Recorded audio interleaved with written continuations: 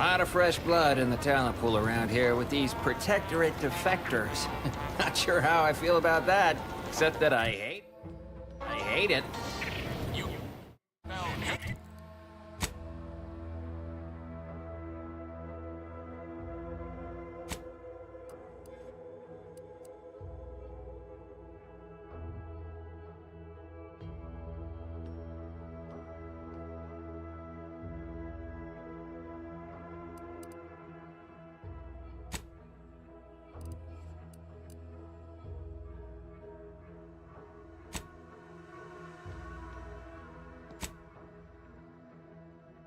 Ascetic without Auntie's choice.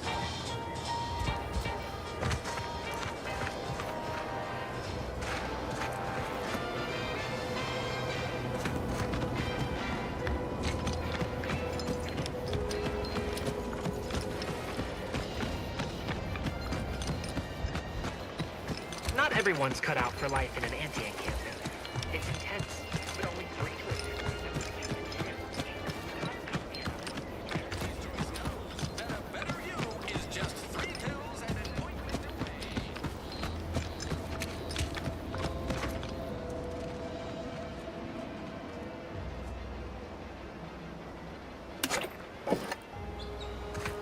Good luck out there. Happy hunting, soldier. Between the constant assault of drones and my official reprimands, I can't get a moment's peace of mind.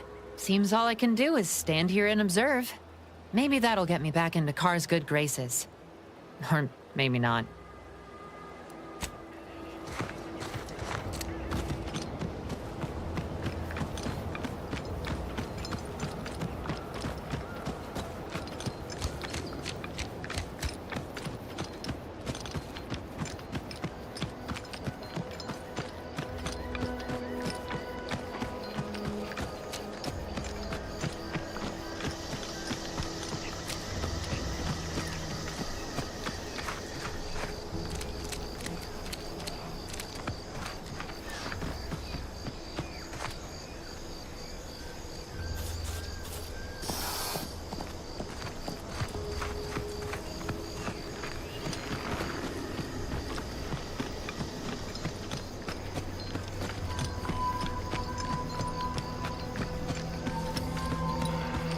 Seems nowhere on Paradise Island's going untouched by this war.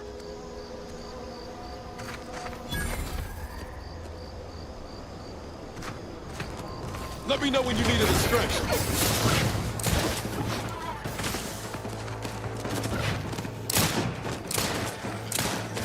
Status.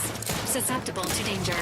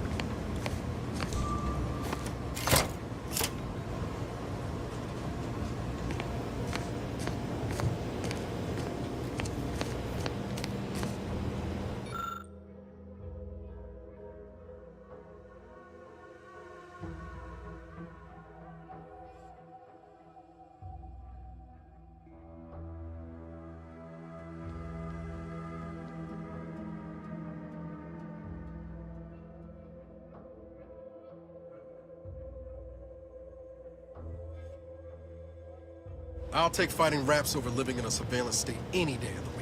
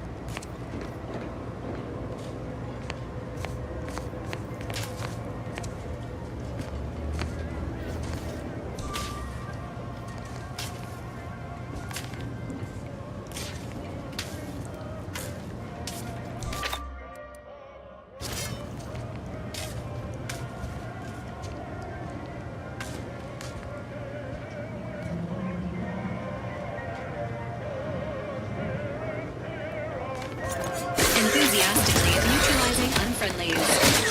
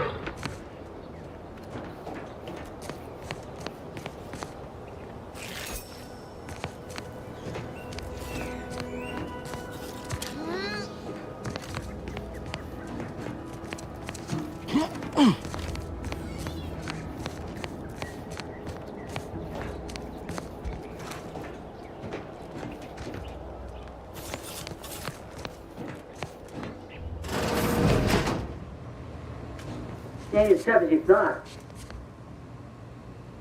Hey you! Get over here before you get yourself killed.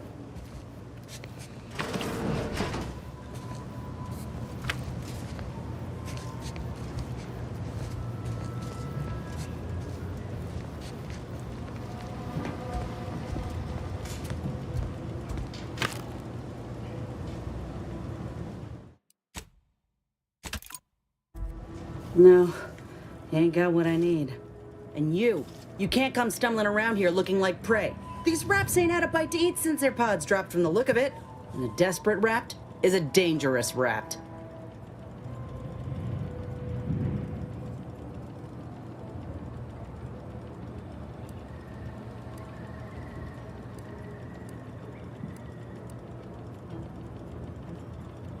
That obvious, huh? Yeah, I was hoping there'd be something worth harvesting. Something worth the trouble of killing the poor creature. But hope is the father of disappointment.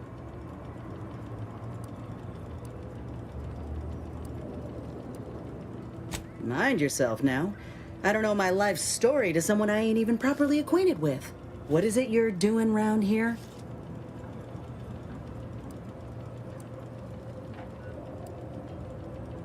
Cute. Though I did come here for another job, it's true. I'm Inez Silung, Auntie's choice. Former combat medic in the Enhanced Soldier Division.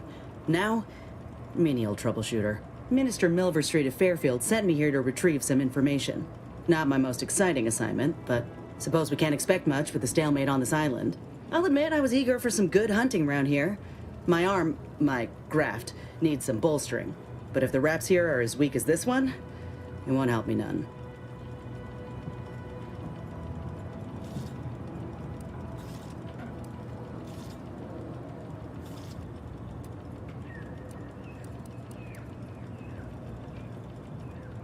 You're here for him? Oh, that son of a sprat fucker! They're always counting me out. Every single one of them. And now, they ain't even letting me finish the jobs they send me on. Kinda making it hard to prove myself here. And this rep didn't even have anything that could help my graft. This whole thing's a wash. Sick of it.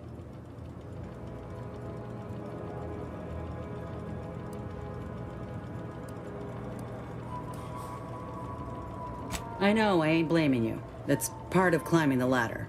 Ain't but one rung at the bottom, and everyone's keen to get a foothold. Can't exactly afford to be picky about the jobs that come my way neither. Considering my condition, options are limited.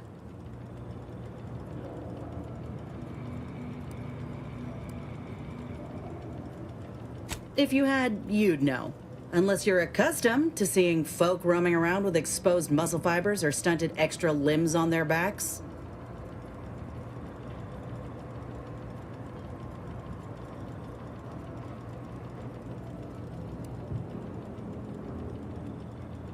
Other than punch a hole in my armor, cause Huel at the saloon to yell in consternation, not much, at present.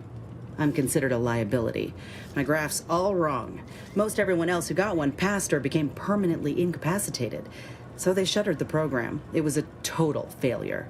Everyone in Fairfield reckons my time will come soon too. But I'm still mostly upright. For now.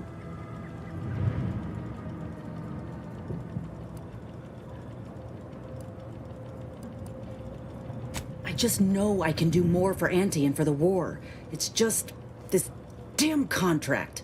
Unless I can amend it so I might fix my graft, proving myself ain't happening anytime soon. Weren't many of us grafted soldiers to begin with. To think I'm one of the lucky ones.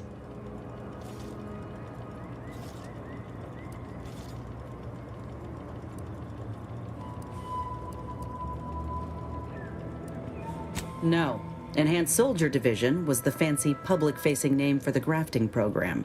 And when I say it was shuttered, I mean completely fucking demolished. Bet they'd erase it from the financial records if they could. It was that much of an embarrassment. In the wake of such a failure, it's left us grafted folks with no support. I only been able to treat my own ailments thanks to Doc Tinsley in Fairfield. She worked for the program for a time. She's a good one.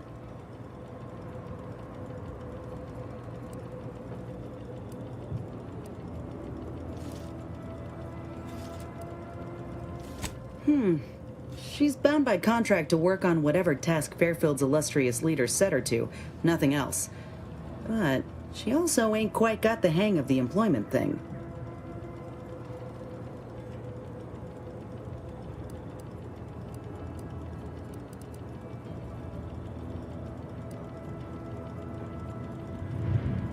You looked at the fine print of an employment contract lately?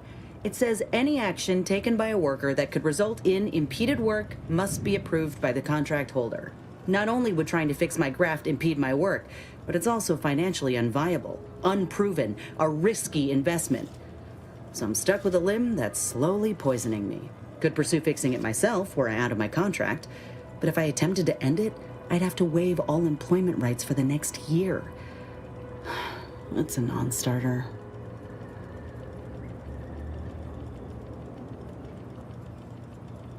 That right. Suppose if you've been in my position and managed to do well for yourself, could be an option worth keeping on the table, if all else fails.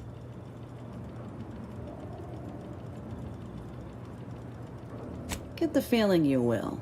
Anyhow, think I'll return to Fairfield to have a little chat with Milver Street. Good luck in there. Mind the raps. Just me, or did Inez remind you of Helen? Tough like her. Shame she's with Auntie's choice.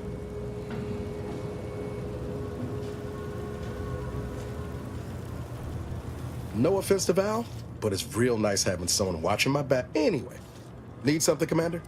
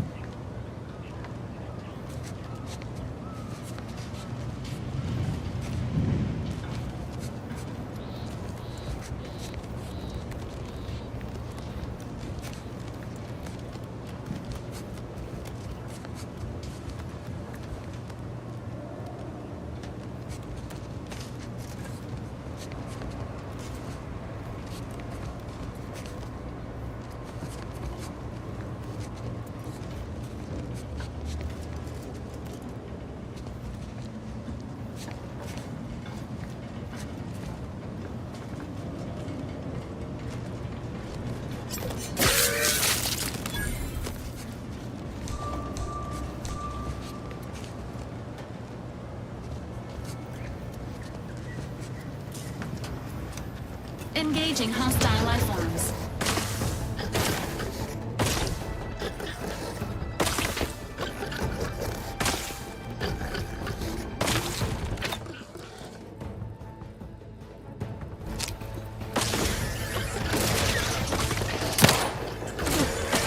Standing by life support.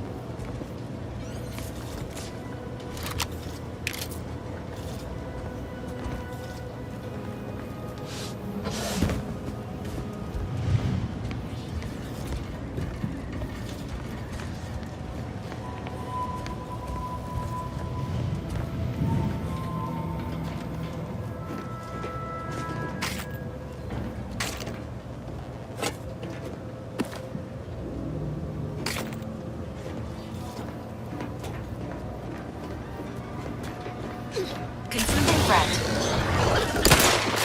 Commander.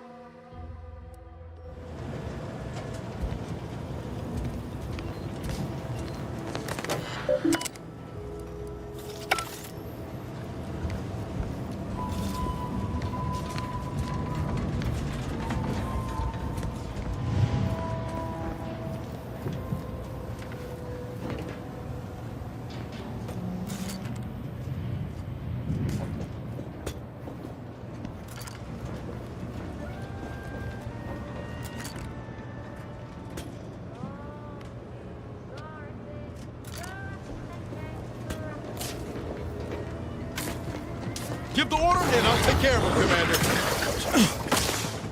Commander's vital stats.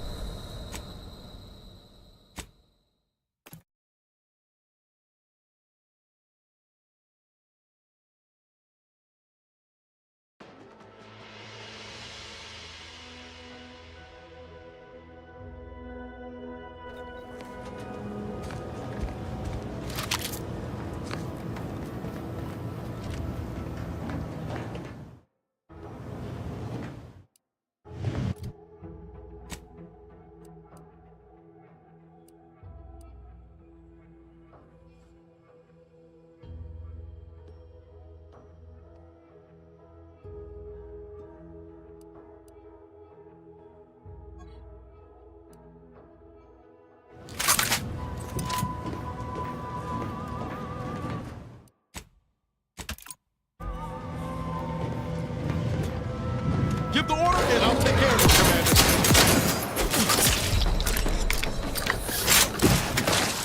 Sequencing attack.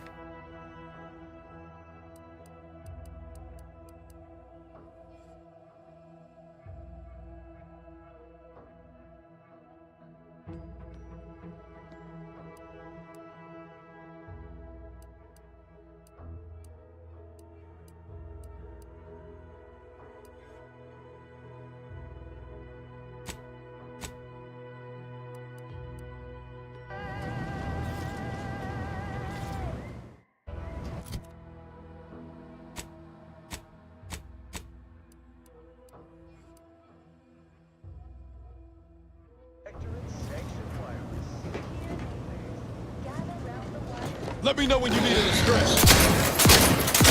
Correct. This unit advises healing yourself now.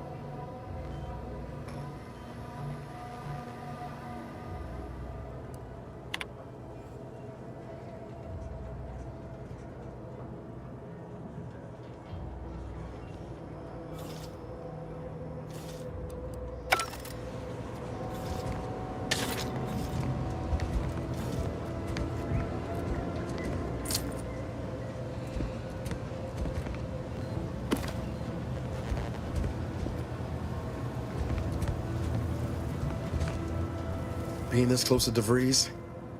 Anyway, need something, Commander? Sure. Always happy to tool around for a bit. What did you have in mind?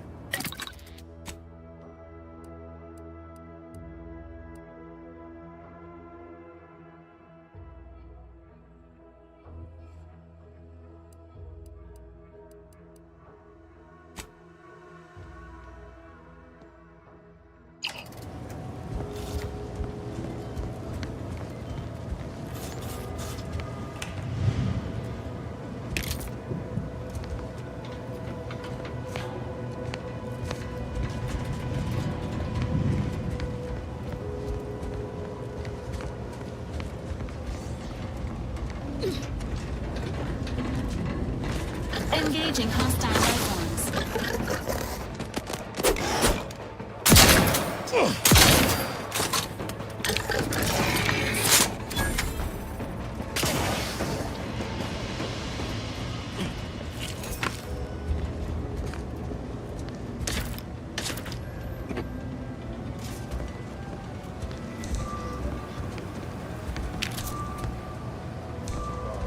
Great. First they're in the walls. Entering.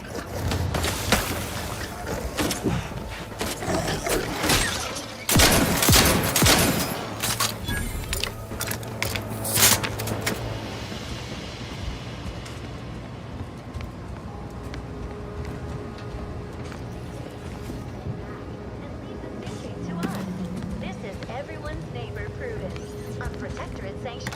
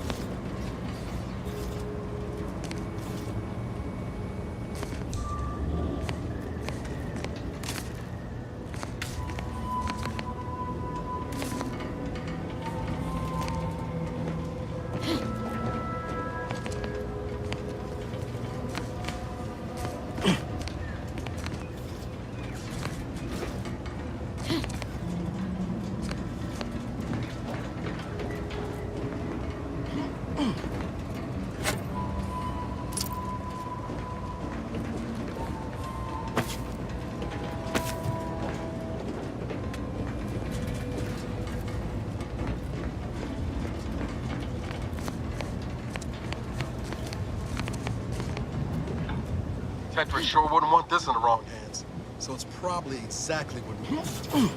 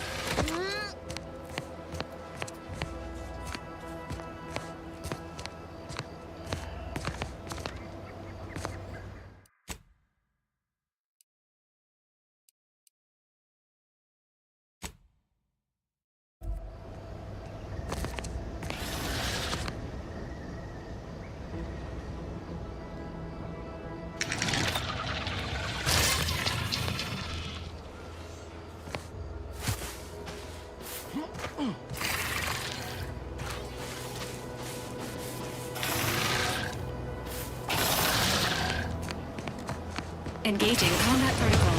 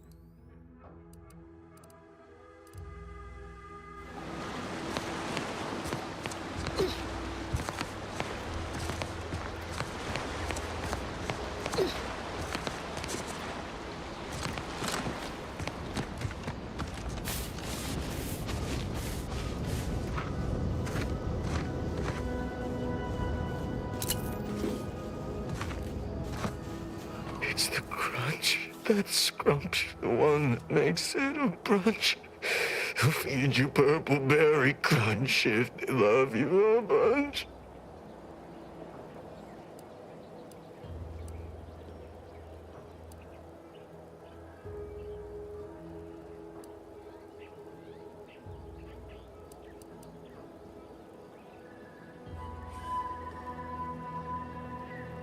What? Oh, I'm just enjoying some purpleberry crunch before school.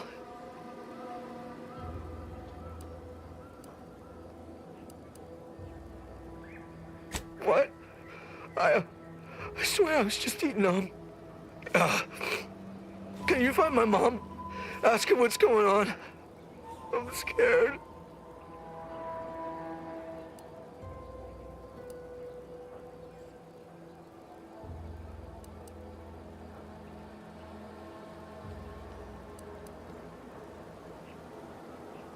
What?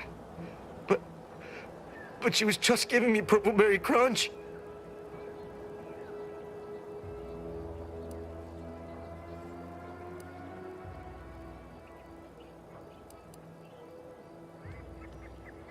No. Law, help me. I've got to get back. I've got to... Oh, Law. The Protectorate scum took all our weapons. How am I supposed to get back? The Raptidons will rip me to pieces!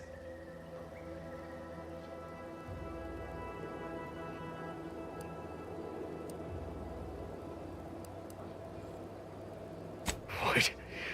My hands are shaking fit to fall off my arms. Couldn't hit the broadside of a bank.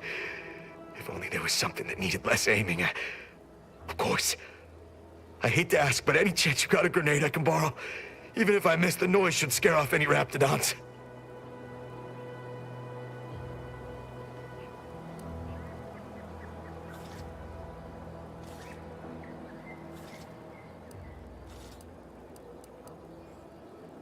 I can handle it. I'll be far safer with it than without. I can't fight a Raptidon unarmed.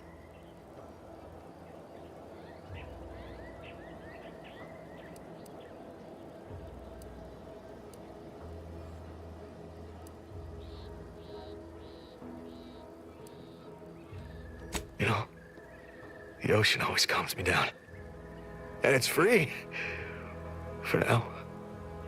If I just sit here for a while and enjoy the waves, maybe everything will be fine. Thank you.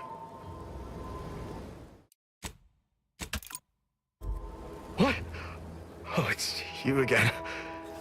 Any chance you brought me a way to fend off the Raptidons? Preferably a grenade. I'm shaking too badly to aim a gun.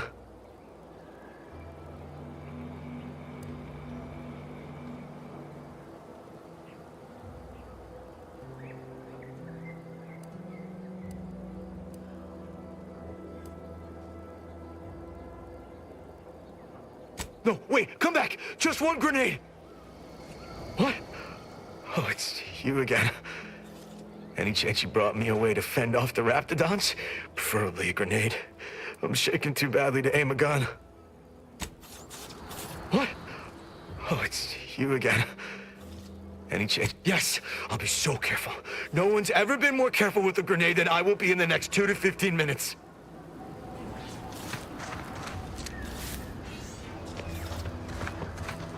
Just gotta get to Fairfield, just gotta get to Fairfield, just gotta... Huh? Who was that? Is someone out there? Stay back, I'm warning you! I got a grenade! All I gotta do is pull this pin and... Uh-oh.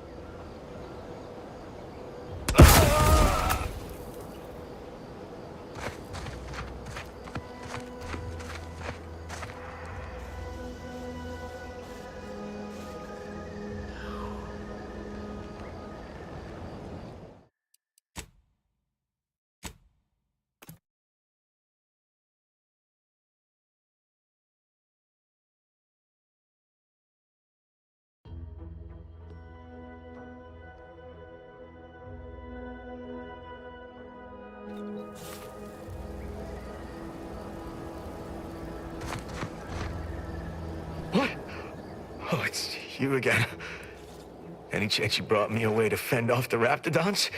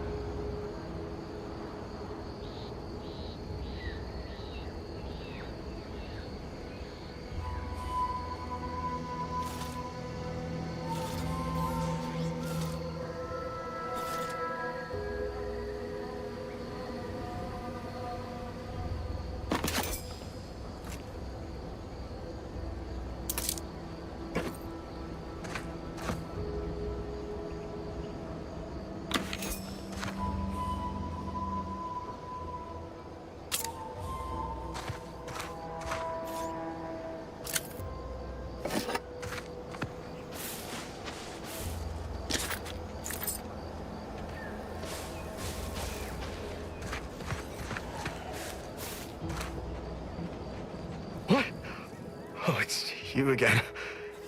Any chance you brought me a way to fend off the raptidons? Preferably a grenade. I'm shaking too badly to aim a gun.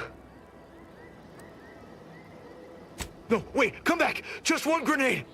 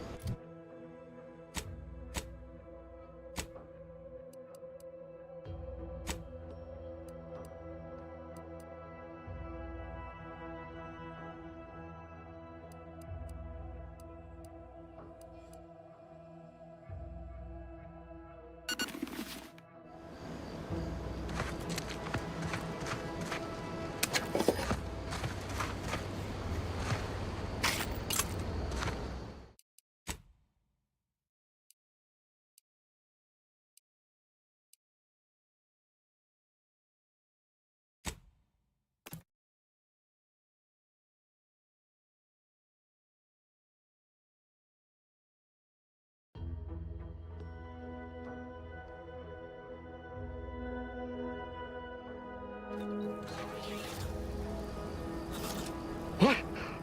Oh, it's you again. Any chance you brought me a way to fend...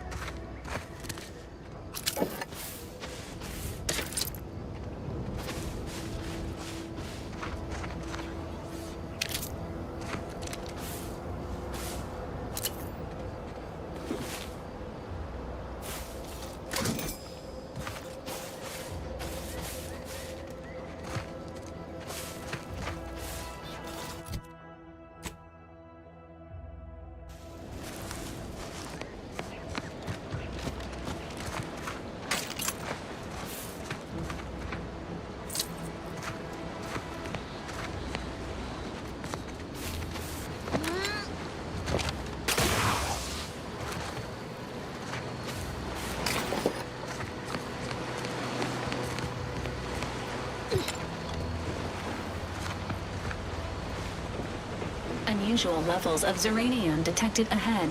Caution is advised.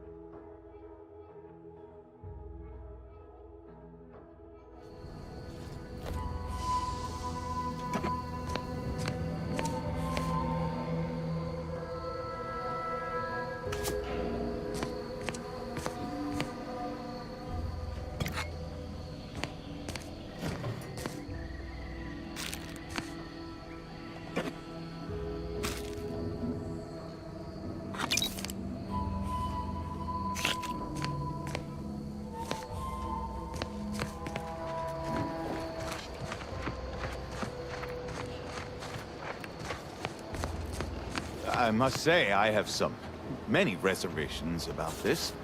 The Protectorate has always provided for us. For what reason would we forsake such a stable and safe way of life? Because, friend, with the Protectorate, you're only surviving. With Antes, you'll be thriving. So your superiors order you to thrive? No. It's just something you can do on your own. You'll have bosses and employers, but it's up to you to get yourself to the top and make yourself the employer. I see. And why would I want to do such a thing? Surely my assigned place would provide me with all the necessities of life? Yes. But you could have more necessities, and even some unnecessaries. For what reason would I desire material possessions which are, by definition, unnecessary? And while we're on the topic, what are you potentially gaining from recruiting me? Ah, that's one of the best parts, chum. When you sign someone else up, you get a bits bonus. I see. This free market idea, seemingly not without merit. I'll require some time to ponder this. Of course, friend.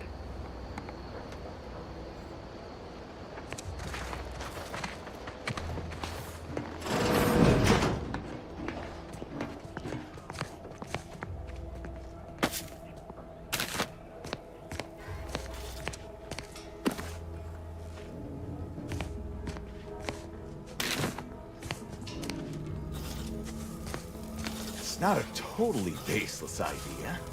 That should totally be annihilated, just like all capitalist propaganda. Praise the matriarch! It's not a totally baseless idea.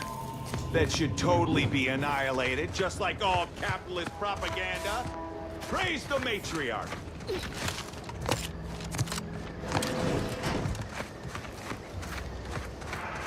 Prudence dictates we cherish all we have and defend it.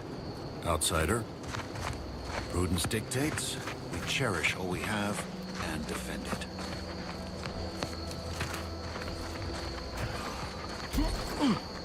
Conversation is not possible at this or any time.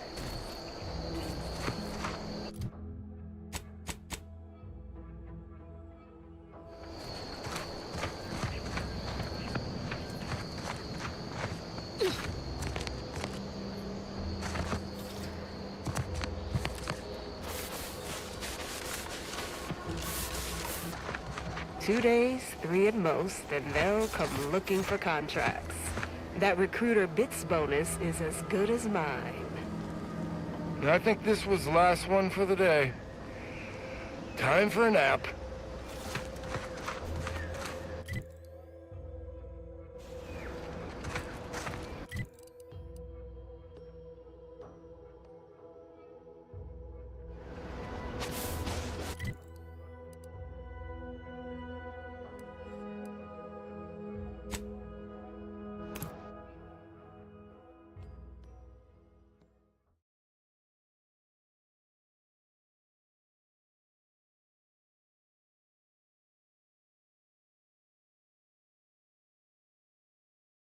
Whether it's an orifice or a face, Auntie's choice makes a cream for it.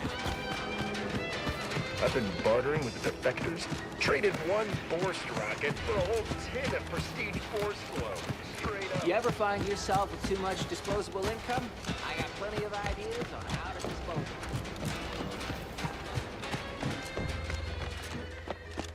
it. I don't much appreciate you undermining my work, Minister. When have I ever not made a go of a job for you, huh? Is it so damn hard to extend a mind of trust? Calm down. You know well would not have been necessary had you completed your task in a timely manner. I'll calm down when you stop braying your little excuses. How about that? My, such aggression. I scarcely need add hostility to your list of inadequacies.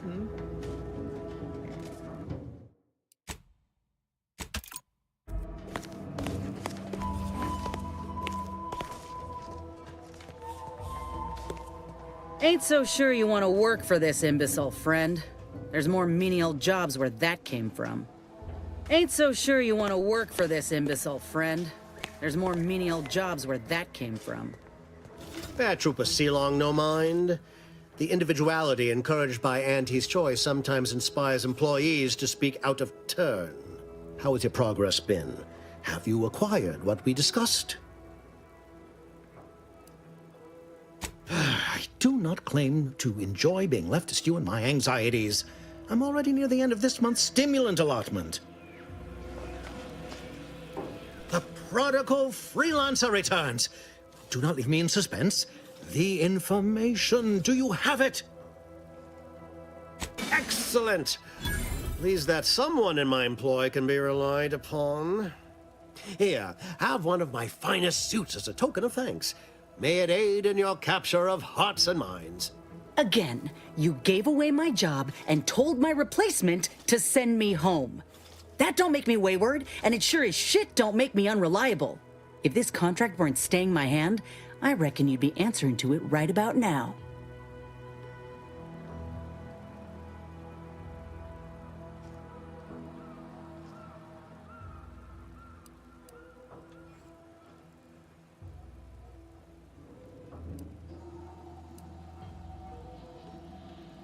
You mean grant preferential treatment to a subpar contractor? And I suppose the bits for such a procedure shall simply manifest from the ether? And if I die or leave, how do you reckon failure to retain an enhanced soldier would look to upper management, huh? Please pay this disgruntled employee no mind. What would she do without Auntie's hand to guide her if she were unemployed? I should think death a preferable alternative. That's it.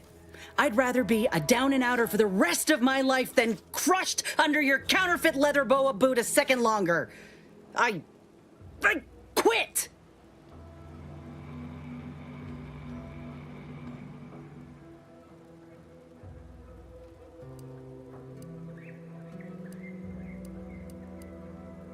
Are you mad? Has everyone around me gone mad? This is unheard of, and I might add, you'll not be welcome within Auntie's choice once more. We'll not take a contract shirker back into our fold. So you say, but Auntie's choice ain't seen a trooper like me before. You'll regret counting me out. Till then, I hope you choke on your mock apple martinis. And you, I got a proposition for you. Come find me when you're done with this clown. She will most assuredly regret her decision, most assuredly. But I suppose that is no longer my concern. Now, where were we? Oh, yes. The acquisition of this information is but the first part of my plan to bring our foes into the fold and to ensure my future. The second is my operation in Westport.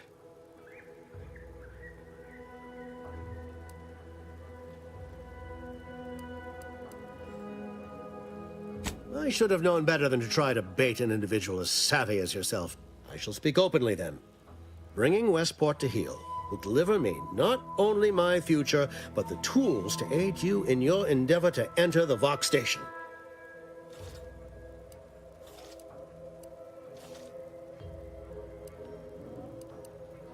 Verily, on to business. I've a kit of supplies to aid you, items to cajole or to dissuade. Sabotage the town or sway the citizenry. The choice is yours. Should pose no trouble for a go-getter like you.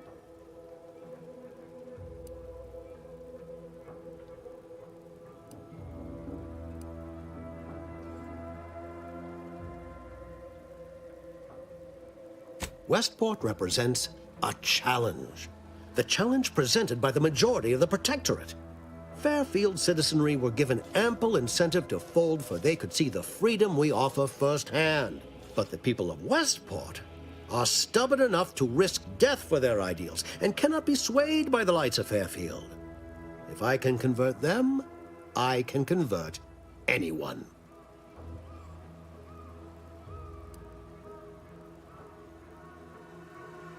Perhaps. The kit contains a wide variety of tools, propaganda, equipment, and more than a few confectionaries. Some items may serve as honey, swaying the naysayers to our side. Others are blunt implements, crippling infrastructure to force the refugees toward Fairfield. Slather on a bit of elbow grease and you'll certainly succeed. I'm sure there are kindred spirits in Westport. No one wholly resists Auntie.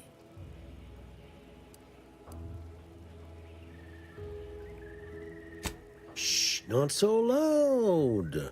The hat can tell when you're questioning it. The people of Westport don't trust me. How can they? I am the enemy. I am the invader. I cannot help these people achieve salvation until I know what it is they yearn for. You are a third party. You're presumably trustworthy. I need you to act on my behalf.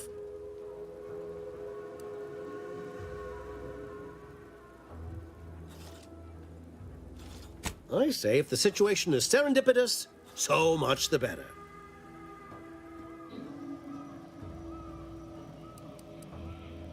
That is a shame. I hope you change your mind.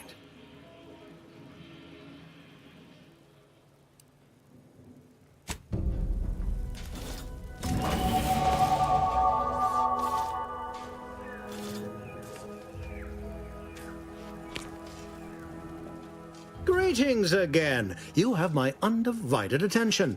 What's on your mind?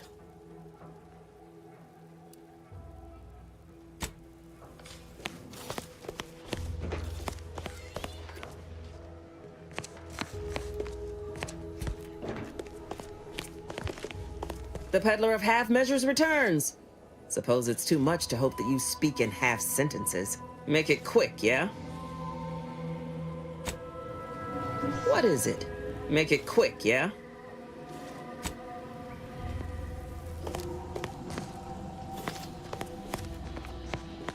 All done in there? Was hoping we could chat. Hope that little dust-up back there didn't put you off. My contract had me caged, and I was glad to get a few licks in during the jailbreak. Got a proposition. Since I'm newly free-ranged, and you're free-ranged yourself, thinking we ought to team up. You're going places. I want to go too. If you help me fix my graft, you'll retain the services of a fully functioning enhanced soldier. Me. Don't matter what you set your mind to, together we'll be unstoppable. And in time, maybe I'll have earned myself the clout to be welcomed back into Auntie's choice.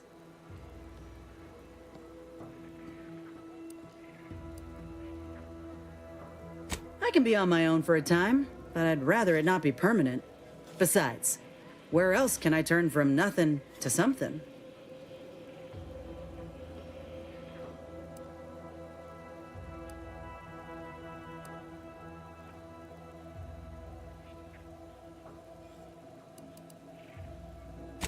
I did, but I can't expect someone else to foot the bill if there's no guaranteed treatment will work.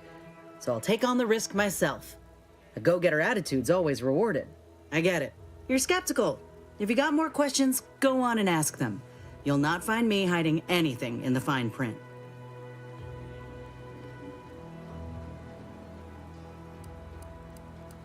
Had a feeling you knew a good offer when you seen it.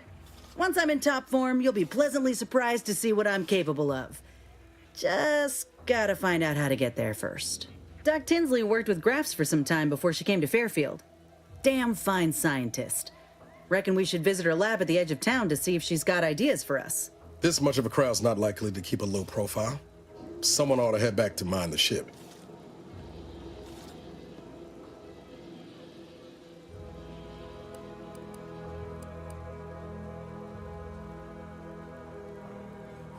Acknowledged.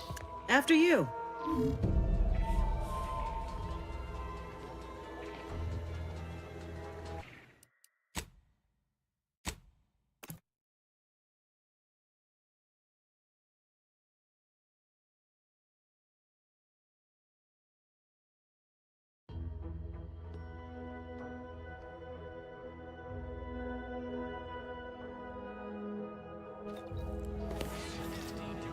Hope that little dust-up back there did got a proposition. If you help me fix my... And in time, maybe I'll have earned myself the clout to be welcomed back into Auntie's choice. That'll be the addendum in my next business proposal. Assuming I can guarantee I'll live that long once the graft is fixed. I get it. You're skeptical. If you got more questions, go on and ask them. You'll not find me hiding anything in the fine print. I can be on my own for a time, but I'd rather it not be permanent. Besides, where else can I turn from nothing to something? know you're making fun, but I fully intend to stand in front of Auntie and show just how much I made her proud. You know, once the graft is sorted out. So, what do you think? Whoa, come on. You sure you really thought about this? I ain't gonna get in your way. The opposite, in fact. I'll be watching your back. I'll earn my keep, promise. Fine. Suppose I'll take this as a lesson in self-reliance. You'd make Auntie proud, you know that? You're back. Don't tell me you changed your mind. And let's stop wasting each other's time. You're back. Don't tell me you changed your mind. You won't regret it. I ain't lying. Once I'm all fixed up, you'll see just how quick I can clear the battlefield. Just need to find out how to get back into top form first. Doc Tinsley worked with grafts for some time before she came to Fairfield. Damn fine scientist. Reckon we should visit her lab at the edge of town to see if she's got ideas for us. This much of a crowd's not likely to keep a low profile. Someone ought to head back to mind the ship.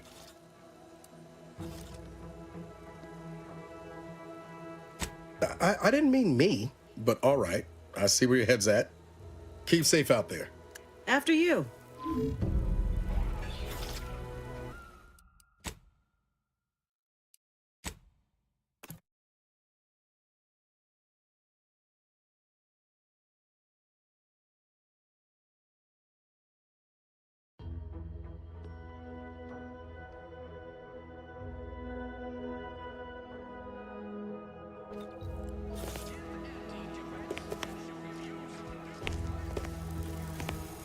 Error.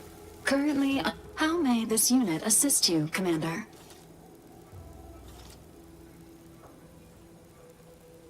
Affirmative. Engaging standby protocols. Hope that little dust-up back there did got a proposition. If you help me, and in time, maybe I'll have earned myself the clout to be welcomed back into Auntie's choice. Whoa, come on. You sure you really thought about this? I ain't gonna get in your way. The opposite, in fact. I'll be watching your back. I'll earn my keep, promise.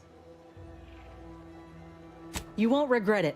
I ain't lying. Doc Tinsley worked after you. Ooh. Appreciate you agreeing to help, but the arm's itching something fierce. Ready to do away with it.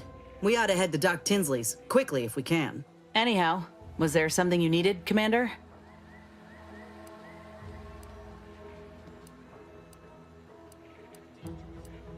How personal are we talking? Couldn't say. I was in it all of 2 days before my graft started festering. Before that, I was an infantry medic. Our platoon was one of the first to touch down in Arcadia. I would have continued serving on the front line in an upgraded capacity, but, well, once the state of my graft became apparent, it was decided that parting ways would be best.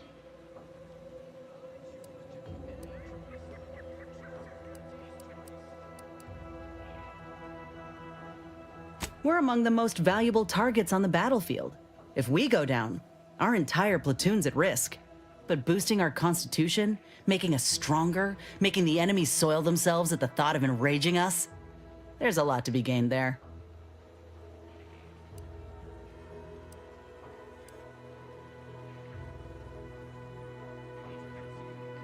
Is it? Well, I'll be sure to send in a report to my commanding officer, wherever he is, and demand some recompense. Maybe things are different back on Earth? Out here, all that matters is winning the fight. My commanding officer, and the surgeon who performed the operation, I imagine. I wasn't lucid at the time.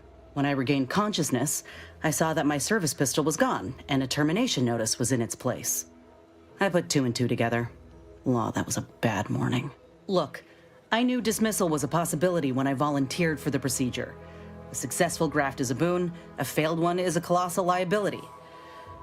I'm a walking lesson in breakage.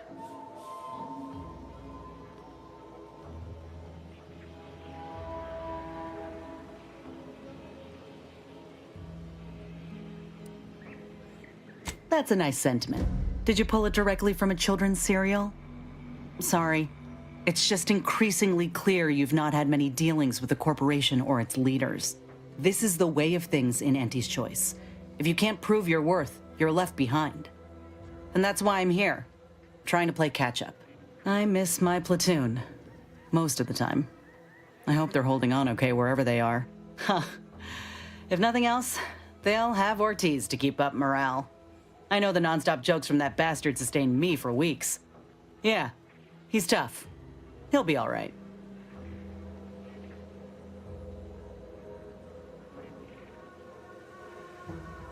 Of course I do. Can't help but wonder if I'm missed in return. Anyhow, I would rather return to the matter at hand. No use dwelling on those out of sight and out of mind. Right. Like ain't the word I'd use, even before I was itching to tear up my contract and set it aflame. Auntie gave me autonomy, gave me the choice to do more than just struggle to survive. They treated me better than my last employers did, and despite recent events, I believe in their mission. We can give folk here in Arcadia a better life.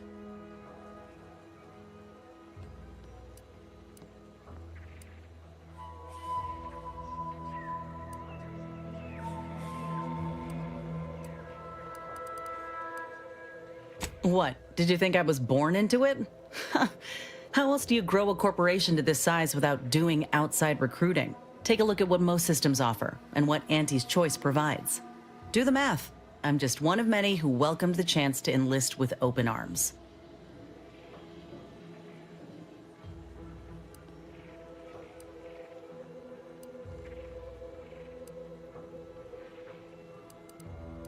Of course. Going from a life lived in squalor to one that rewards you on merit, it would send anyone's mind spinning. Now, do I got qualms with Auntie? Sure. But I'll tell you what, when she overthrew those Spacer's Choice bastards in Tau Ceti, my home system, that takeover was the best thing that ever happened to us, even if it took time to see it. But I reckon that's a tale for another day. That all you wanted to discuss, or... Fine by me? Not great. It was a mining colony under Spacer's Choice. Didn't have much, but my parents worked hard to ensure we had shelter and a warm meal every day. They're good folk. I love them. But I don't think they ever quite grasped how bad things were before Auntie's Choice came. They warned me not to join up, you know. Said we'd all get burned if we put too much stock in the promises of this foreign corporation. But I'd rather take a risk on them than be resigned to how things were.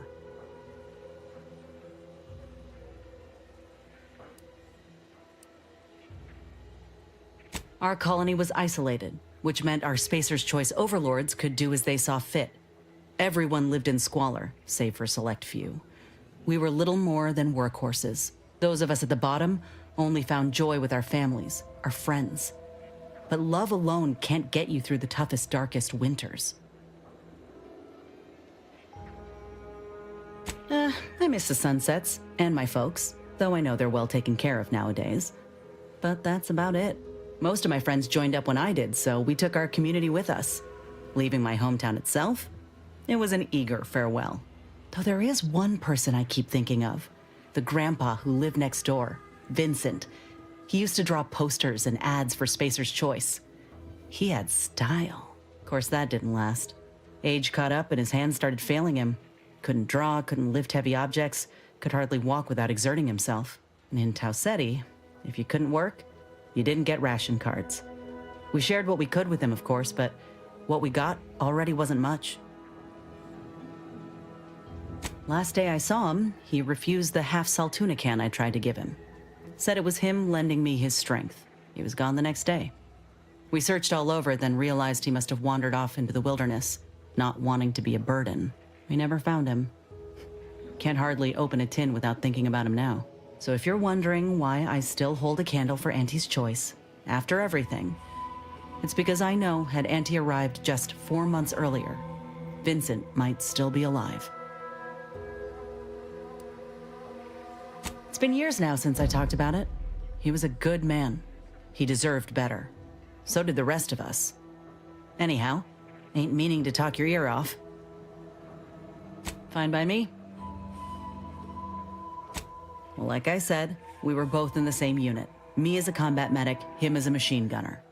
Everyone in my unit was from Tau Ceti, so we already had that in common. And we served on the front lines, which made us look out for one another that much more. See, most of us were laborers, and we just got our first real shot at something greater. We wanted to make a name for ourselves, and what better way to do that than become a hero? Our onboarders promised that if we demonstrated exceptionalism, showed initiative, that we'd get promoted quick. And our days of living in squalor would be far behind us.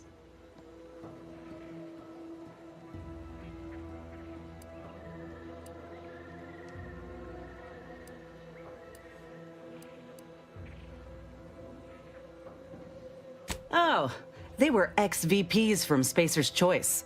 They tried to hide it, but we found them out quick. They didn't eat like the rest of us, see?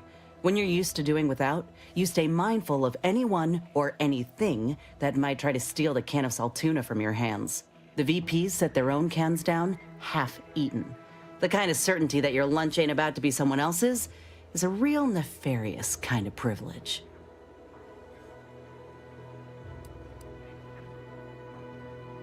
It ain't like they forced us to join up. We did that on our own. And it said in our contract that they could send us wherever we were needed. Can't complain if where we're needed is in a trench staring down the barrels of a minigun.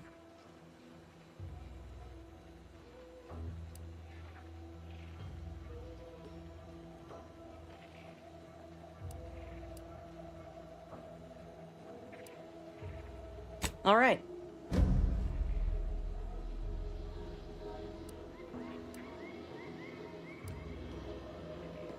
Of course. If I did my part, proved my worthiness, it'd pay dividends. Though, none of that holds true if your graft fails and takes you out of service altogether. Reckon Ortiz would have gotten grafted too, had he not missed the cutoff. I'm glad he did. He always thought himself the exception, but this kind of failure is beyond our control. Learned that the hard way. Anyhow, I hope for his sake he stays out of trouble, finds another way to prove himself. Maybe get out when he does, with as many bits as he can carry. We spent a week crouched in the same foxhole under aerial bombardment. Shared water one sip at a time by the end of it. Anyone would have been friends after that. I don't know if I would have made it out alive without him. Maybe I'll tell him that over a beer one day. Praise him in front of the whole saloon. Law knows he's got a thing for heroics.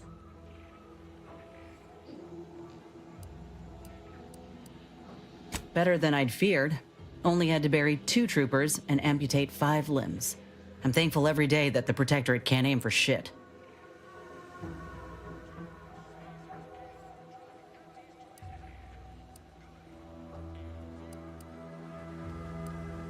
Commander, has your gray matter reverted to that of a prepubescent? No, we ain't, you know.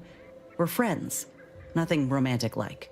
But maybe could have been, under other circumstances. But I'd say those circumstances have well and truly flown. He kept me clear-headed. Every so often there'd be a lull in the bombardments and I'd hear voices all across the field, calling out for aid, for mama, for death. Almost got my head clean taken off when I tried to scramble out of the foxhole the first night. I heard a call for help and moved on instinct. Damn foolish of me, really. Ortiz told me not to panic, to wait till he could provide cover, to just shout first aid instructions where I could. It was too valuable to fall in battle, he said.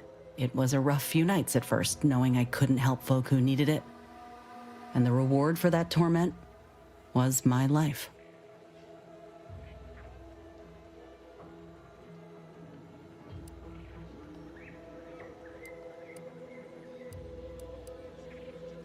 I appreciate that, Commander.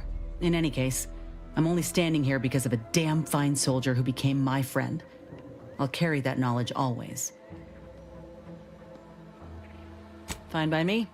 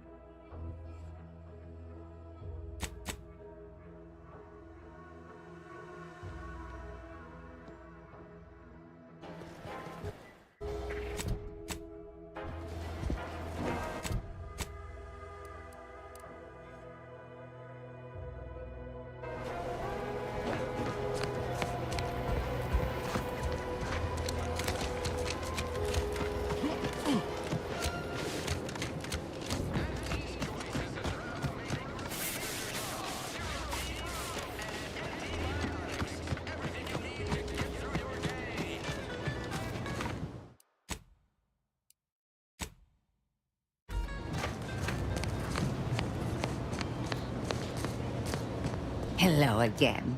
Was there something you... Oh, Inez! You look, well, like you could use an ice bath and a cup of newly formulated trip teas. Has something happened? Something has, all right. I ended my contract effective immediately. Now I'm free to prove myself to everyone in Auntie's Choice. My way. Well, that's wonderful news. Or is it? I admit I'm still trying to work through what contracts mean hereabouts. But you do appear to be pleased, so I shall be pleased for you.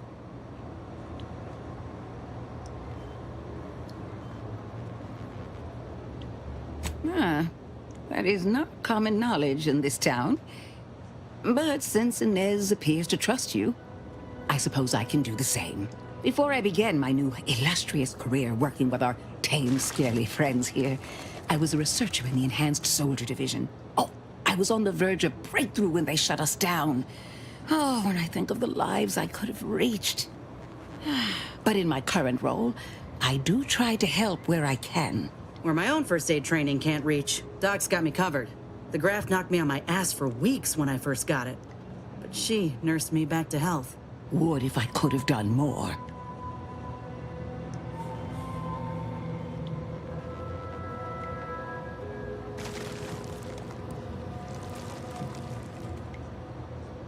I did not possess the knowledge I've gained since leaving the program. I regret that. Frankly, it were triage she performed back then. Didn't exactly have time to ponder a long-term solution. She did all she could, and I don't blame her none. Go on, Doc. Right. I have a lead, Inez. I've identified 2 viable beasts on this island that you may be compatible with, though it may not be easy to acquire the suitable specimens.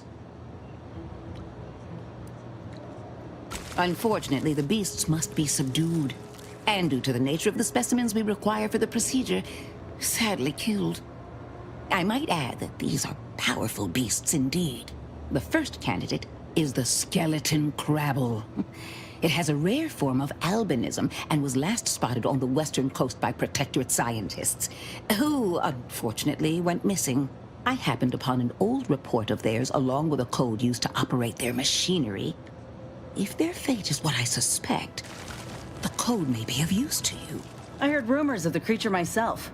Our skeleton sounds a good bit larger than the average crabble. Meaner and smarter, too.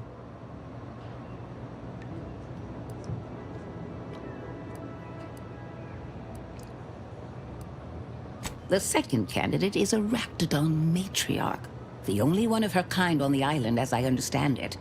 She was last spotted in the crags near the Vox Relay. Deep in Protectorate territory. This matriarch sure ain't making it easy for us. She'll be more aggressive and more cunning than her smaller kin.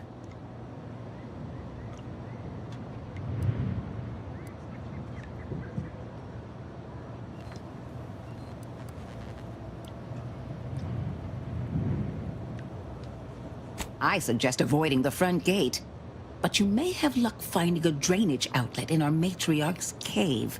The Protectorate often build them in this manner and leave them unguarded. When you breach the matriarch's lair, you must rouse her from hibernation. I found pheromones to be quite effective. Inez, I'm certain you know a formula that may suffice. That I do. Excellent. It'll be a rather unpleasant wake-up call for the matriarch, so she'll be upon you in moments. I suggest your armaments be at the ready. Then the grafting part is yours.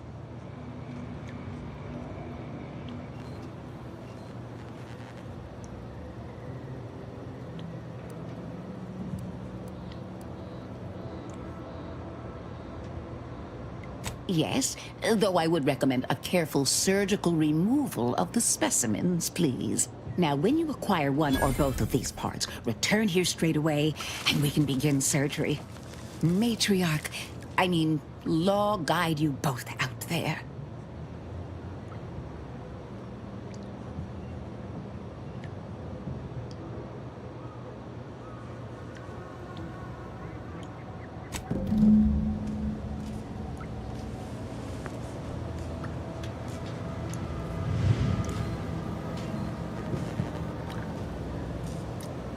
Back again? I hope the hunting has gone well. I see. Well, I would implore you to get a move on then. Our dear Inez, she really ought to get treatment as soon as possible.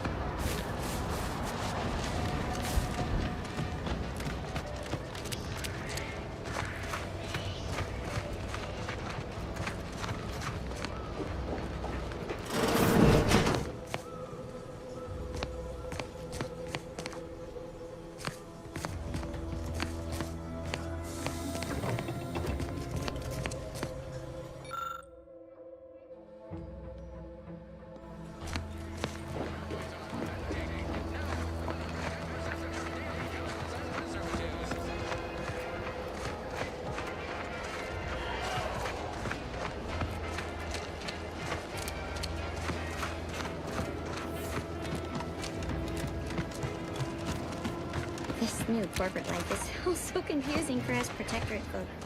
Do you mind if I ask you a question? Sure, shoot. Thank you. Are you gonna ask your question? I did. When I asked if I could ask a question. That was my question. We don't ask too many questions in the Protectorate, so it felt good to ask one.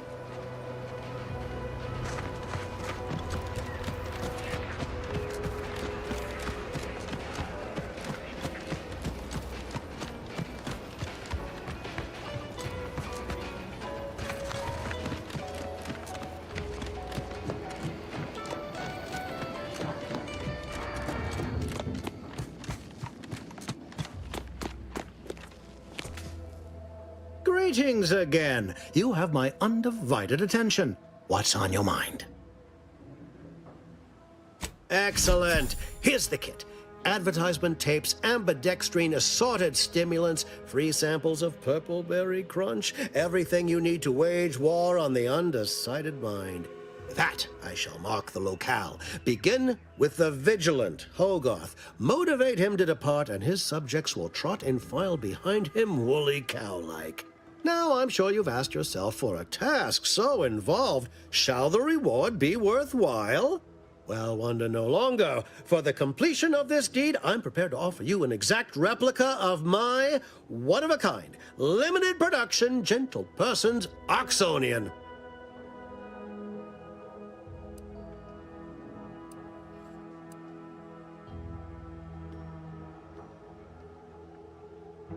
Of course, I'll be happy to pay you as well, but I was under the impression that good looks were priceless.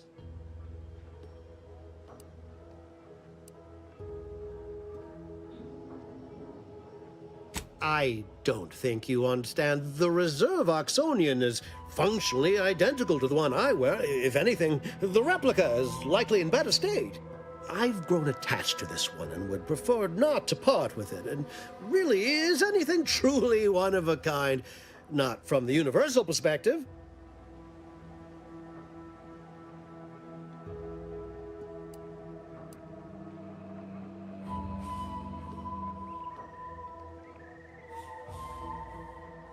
Very well. I can see you won't be swayed. You succeed in the conversion of Westport, and I will supply you my limited production gentle person's Oxonian, if I must.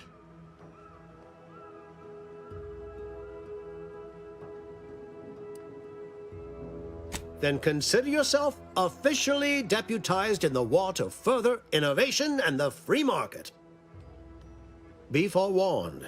I can only guess at the needs of the denizens of Westport. You must engage with them, gauge their situation. Only then can you motivate them adequately.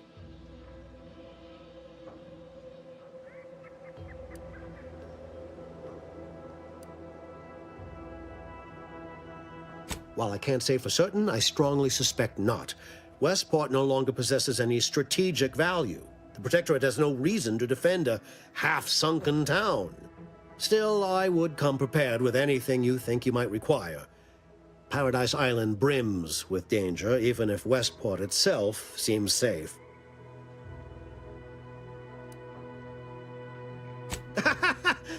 Do I look like Officer Carr to you? Guns.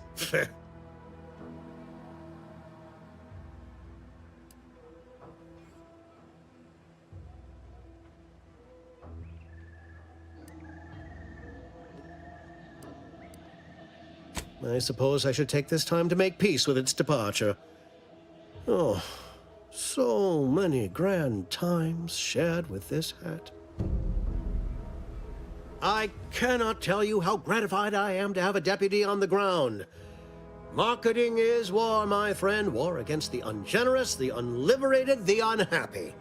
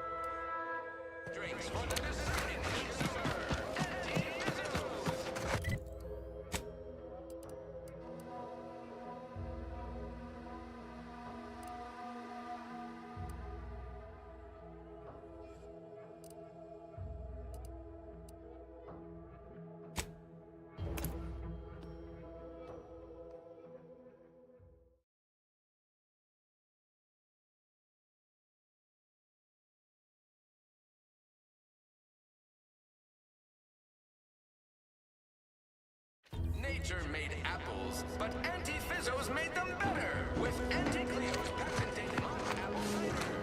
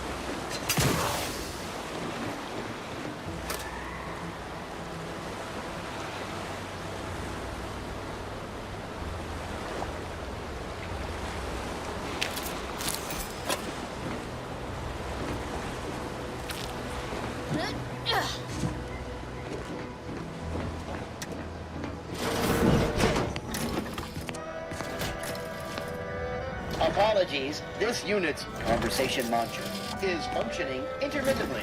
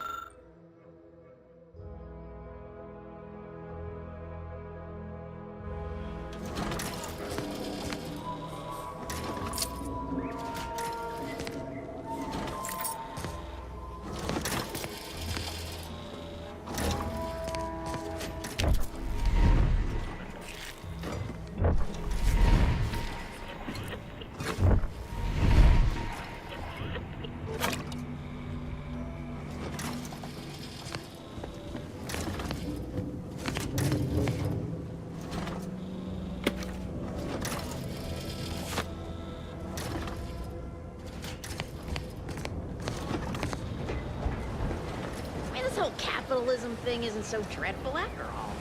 It even allowed me a choice between fishing and sanitary engineering.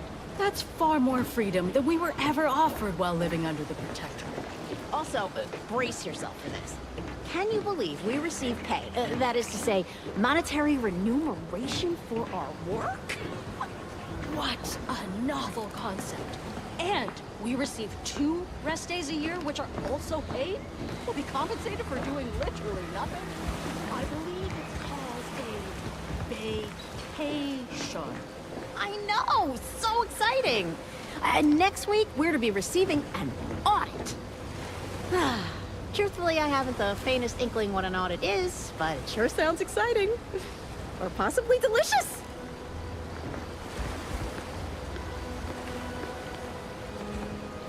Here to do some fishing? Here to do some fishing?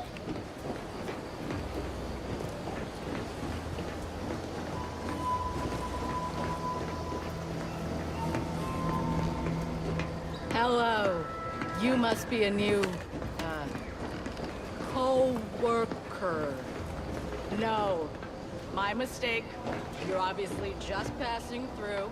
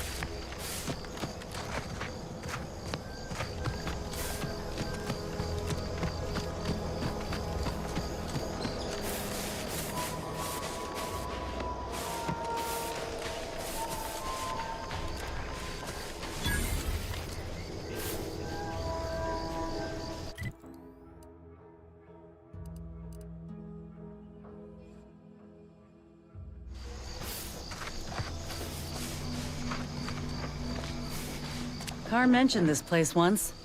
Trained up arbiters to kill without remorse. Hate to think what that education entailed. We'd do well to watch ourselves with the Dragoon patrolling. I don't exactly pass muster as a Protectorate nestlebub.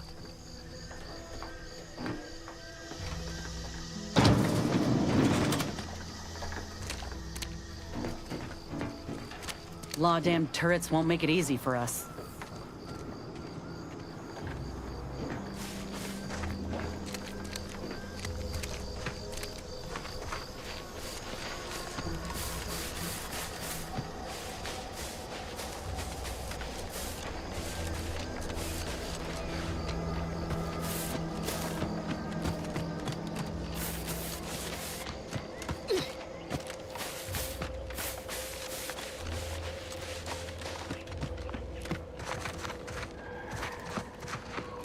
Careful of friendly fire if you head down past the farm. Last time we wandered past, they opened fire on us. A real code 472. Oh great, a 472. Been a while since I had to dodge bullet spray.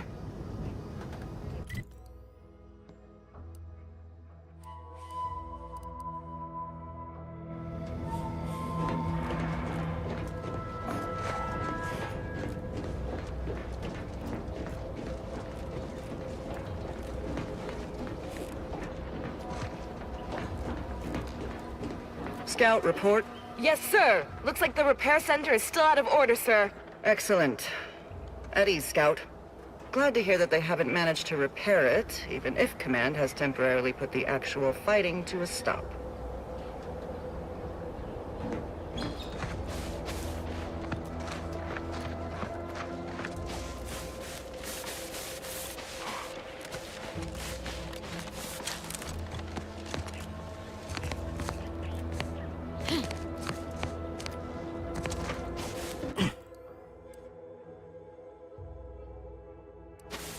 These anti-soldiers seem twitchy to you? Might want to sneak our way in.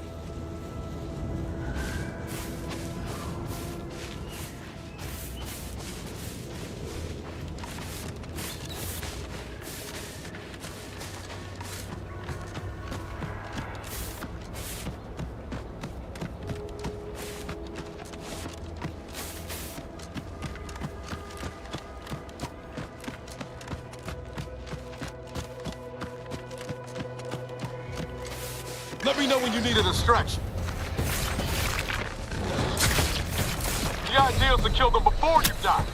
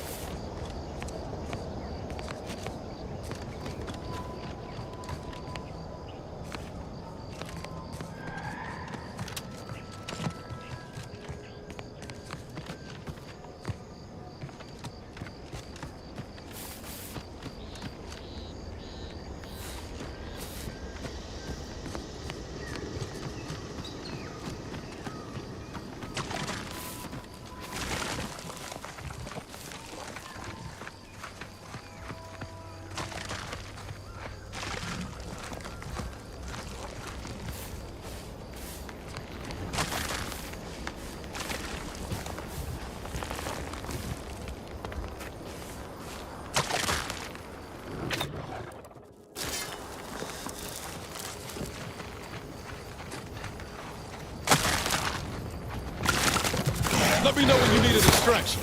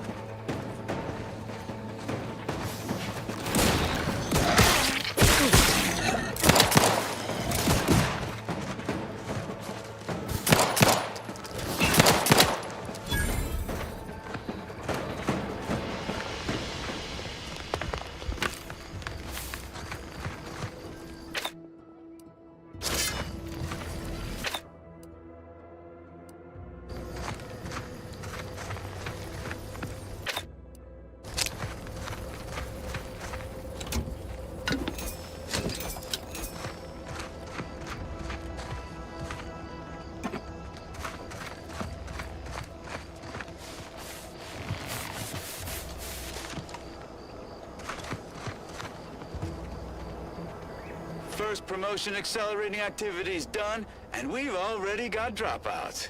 Doozy of a drop, too. Can't believe Ormsby pegs these people as executive material. Me, sure. Them? Huh. We can hear you. Hush, Cobb. Today's task was about upward mobility. 3 died hanging the ropes. Told them they were doing it wrong. Dead include Assistant Hagen and other slackwits. Show some respect. Oh, like you care. You didn't even participate. I told you, I got a cute lumbago. Time to break camp for the next skill-building exercise, which I will surely dominate.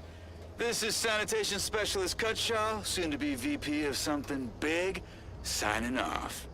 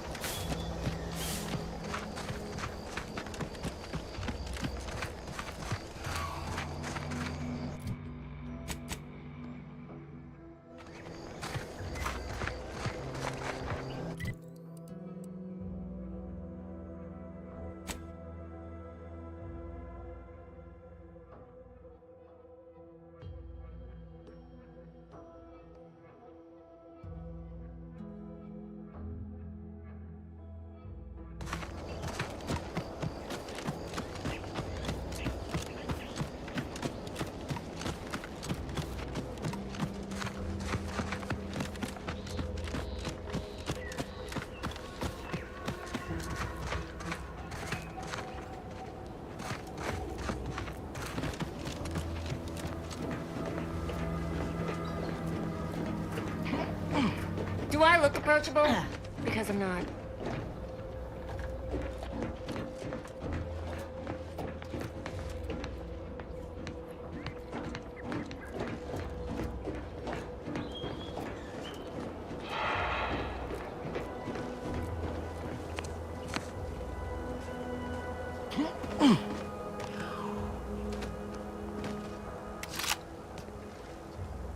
Ooh, peptic ulcers are barking today.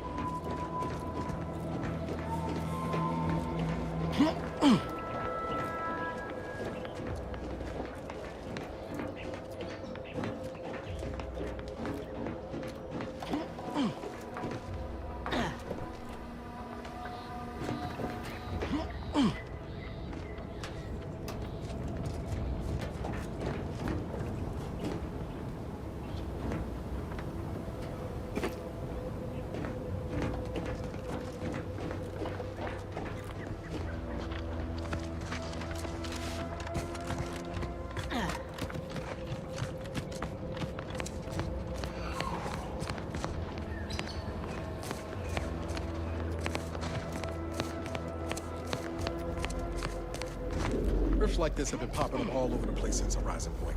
They're harmless. So long as you keep your distance.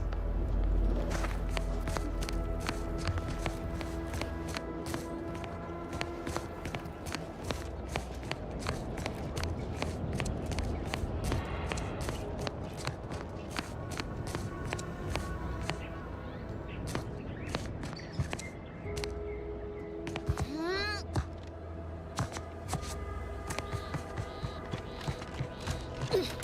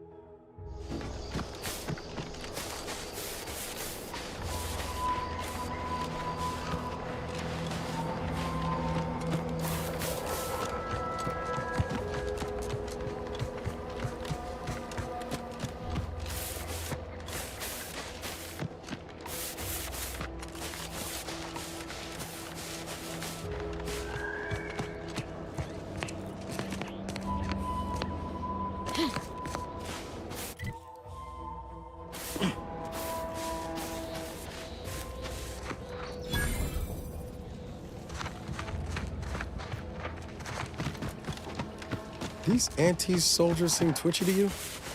Might want to sneak our way in.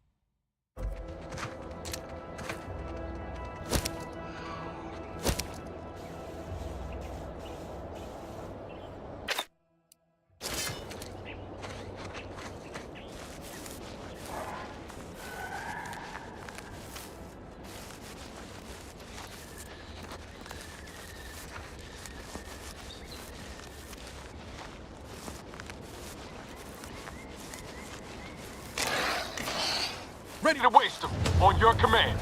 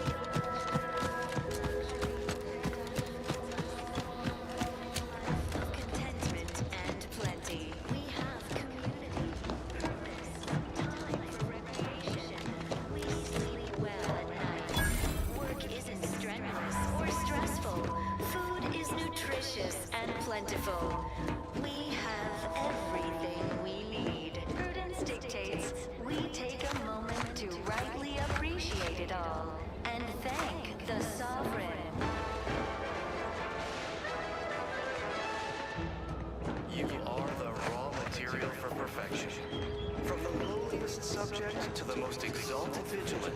We must all fulfill our duty to the Protectorate. We're all in this together.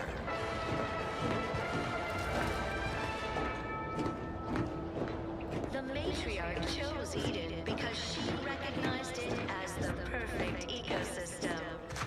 The native flora and fauna, the pleasant atmosphere, and rich natural resources represent a fascinatingly complex ecological network. To govern it, the matriarch, working with and through the sovereign, devised the paradigm, a meticulously designed marvel where, if each of us does our part, produces glorious bounty for all. Naturally, sometimes challenges do arise.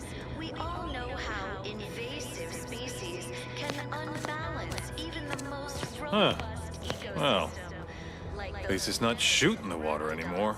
Or the base individualists within Auntie's choice. Though don't fret, the system is resilient. The system abides. But now, more than ever, we must all part to maintain. Visitors, huh? Just meandering about, free of any appointed minder? Not so sure I ought to be speaking with you. If you need someone to talk to hereabouts, I suggest you seek out Vigilant Hogarth. That tall, stately building back yonder is his domicile. Hogarth? Milver Street reckons he's the key to converting this town. Let's bring him the good news of Auntie's choice, shall we? Do hate to come off impolite. If you're so inclined, we can pick this up later, after you two confabulate. Word to the wise, despite what you might hear, we still consider ourselves part of the Protectorate. Anyone spots an outsider engaging in misdeeds might just open fire. All inhabitants are declared treasonous due to insufficient zeal in defense against seizure, sabotage, and/or manipulative indoctrinatory falsity.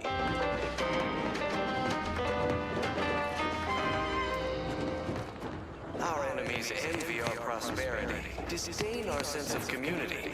They sneer at our contentment. Prudence dictates that we watch our neighbors, but I may just invite him over to make it easier.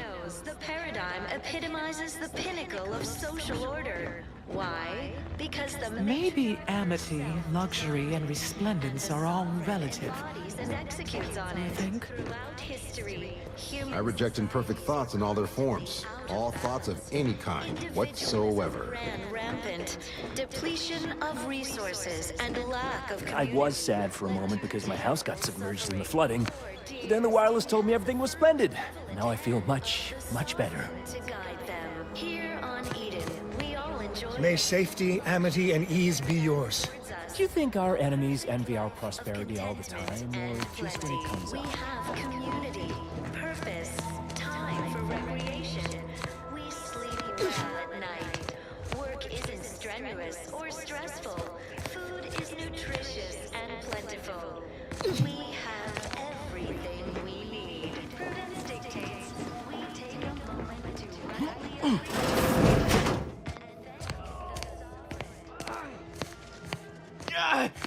Well, it's infected. Meds don't arrive soon, we'll have to start cutting. Prudence dictates we maintain sufficient zeal at all times. You walked in here under your own steam and appear reasonably free of cuts, burns, or weeping lesions. So, I assume you're presently devoid of mortiferous injuries. Good. Because we've got more of that than we can handle.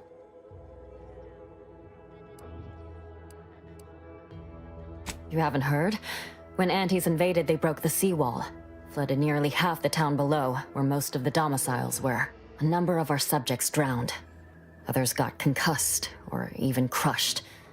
A few were electrocuted or exposed to caustics. Took a while for our water purifier to catch up, so some drank tainted water, which is not good for you at all.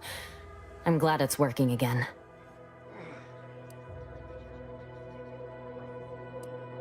Don't suppose you have any medical supplies to spare, do you? That you might kindly consider donating?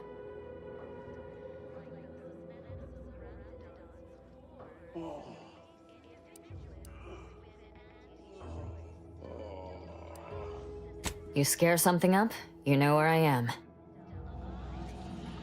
Hello again. Here to help? Or just being friendly?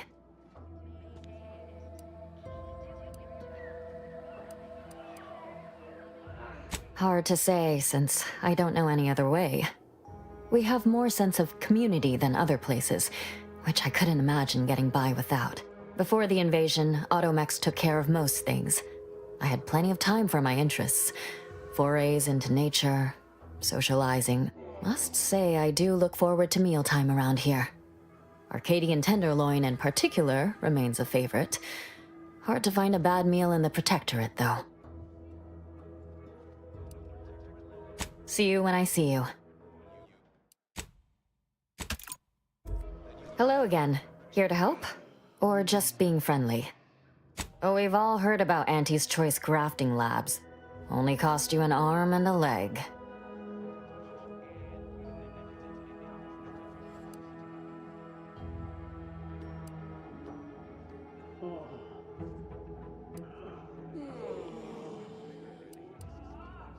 Oh, so I could profit greatly from the suffering of others, could I? No, thank you. Our way is to help those in need, so that we may all succeed together. The Protectorate provides assistance and guidance. We face tough times, sure, but the paradigm charts us a way through them. Each of us has a vital part to play. If we remain resolute, we'll have harmony and luxury. And that, my friend, is the truth of the matter.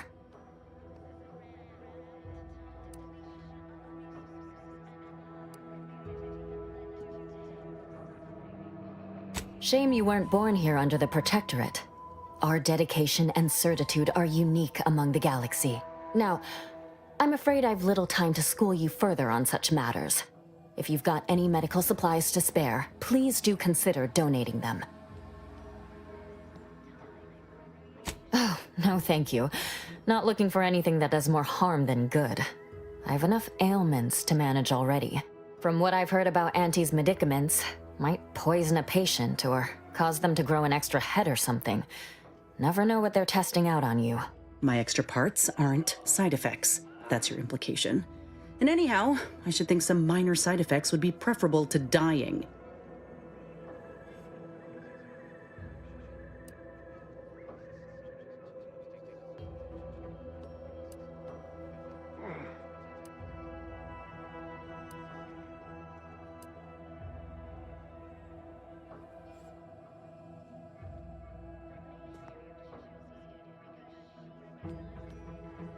Ah, you do look like you know what you're talking about. All right. On behalf of my patients and I, thank you. We're all grateful. Guess outsiders aren't all just base individualists like they say on the wireless. Barring this being some tricky sales strategy, that is. This is a good start, but I fear it won't last long. Wouldn't happen to know a reliable means to procure more, would you?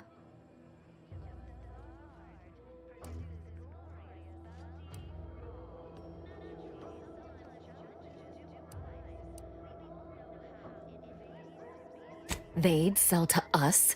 Those medicaments you gave us before? No, never. You must think me easily hoodwinked. Our societies are sworn enemies.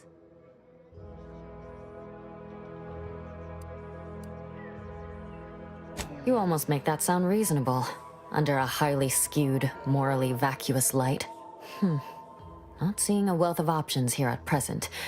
I can watch my patients die, then face execution, or we can resettle elsewhere and remain alive. I lean toward the latter. The abandoned section of Westport ought to have some supplies.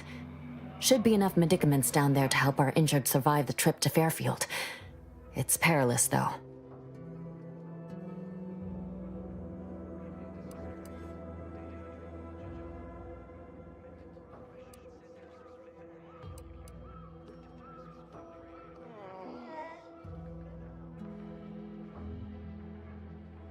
You do that. I'll be here.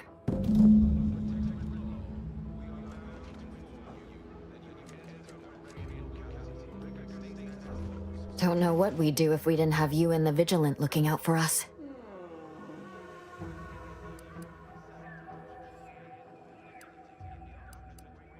All right. Be careful out there.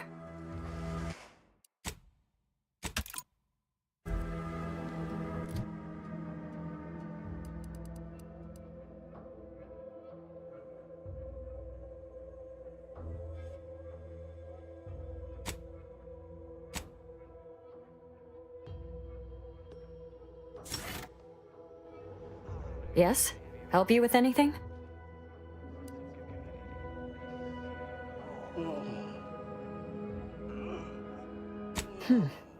If you're sure it'll retain its efficacy, that might just do the trick. I recognize these patients require more care than I'm able to provide here. Seems like in Fairfield, I can get them the help they require. The one last additional thing we'll need is for Vigilant Hogarth to agree to it.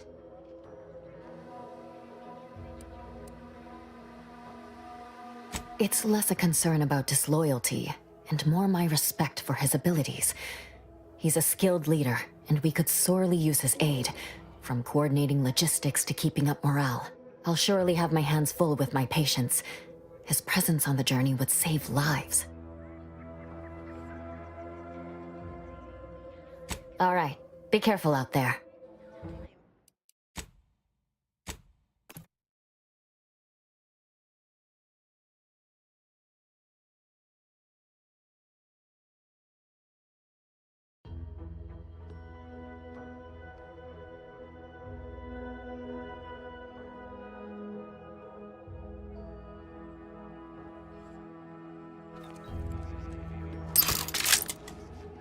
Outsider? All right, be careful out there.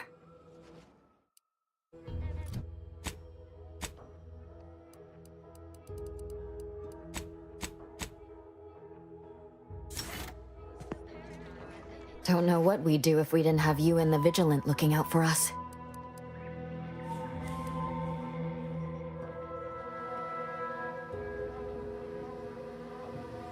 You may be right. I've been wrestling with that very idea. I suppose I must accept some may not survive the journey so we can get the others the help they require in Fairfield. The one last additional thing we'll need is for Vigilant Hogarth to agree to it.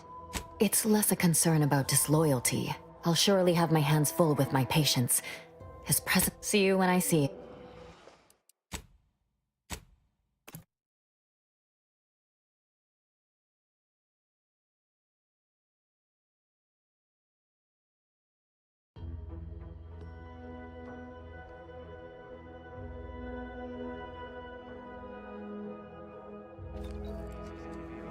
Don't know what we'd do if we didn't have you. Plenty of the structures below are still submerged.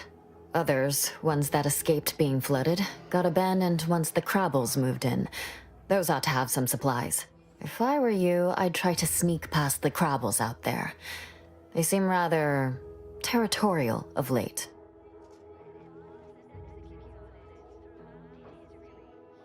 See you when I see you.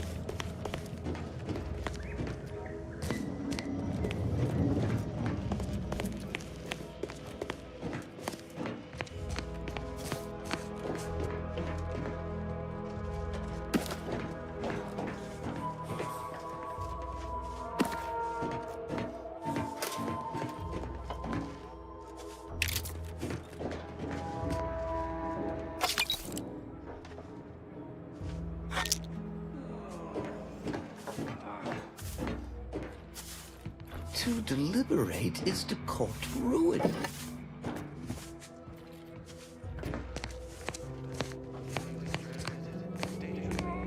Those pills were magnificent. Are they part of a new paradigm? Can I get enough for the whole family? Or even just more for me? Please.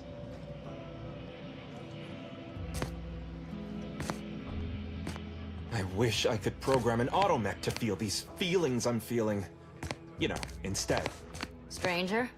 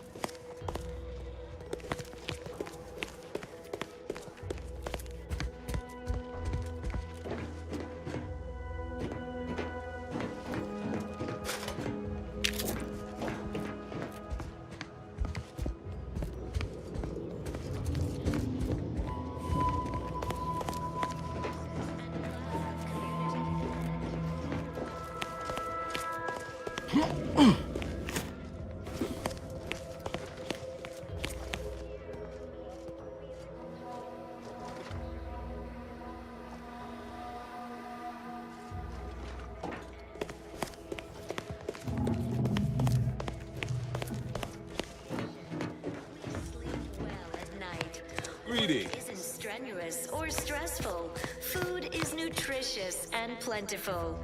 We have everything we need. Prudence dictates we take a moment to rightly appreciate it all and thank the sovereign.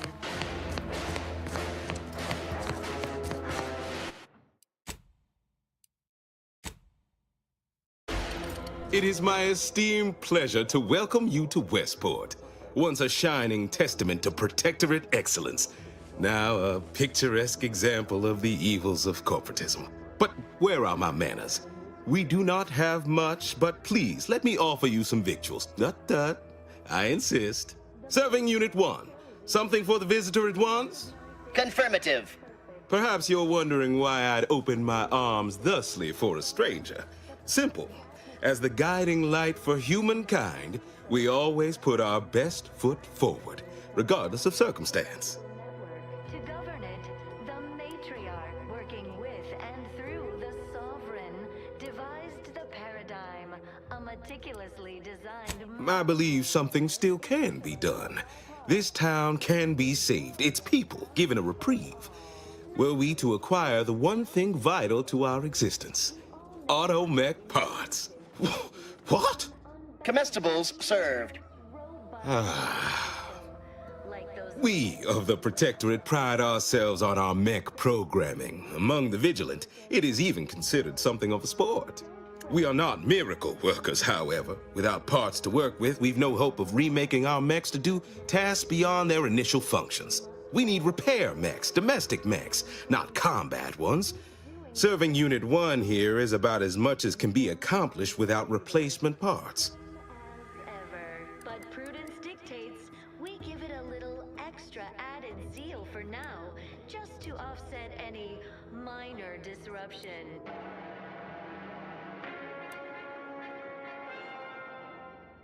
If I can return the settlement to a reasonable facsimile of its previous glory, sufficiently functioning by employing mechs reprogrammed to repair and rebuild, the arbiters might see fit to penalize only me, commute the others' sentences, allow them to maintain things around here in the spirit of continuity and such. Look around. If the Protectorate wanted to do right by you, you wouldn't be starving and wallowing in this metal quagmire. You want to help your people? Go to Fairfield. Fairfield? Why, they're the reason we're in this mess. You'll forgive me for questioning such timely offers of generosity and kindness. No thank you, not interested. I owe it to every single person here to try.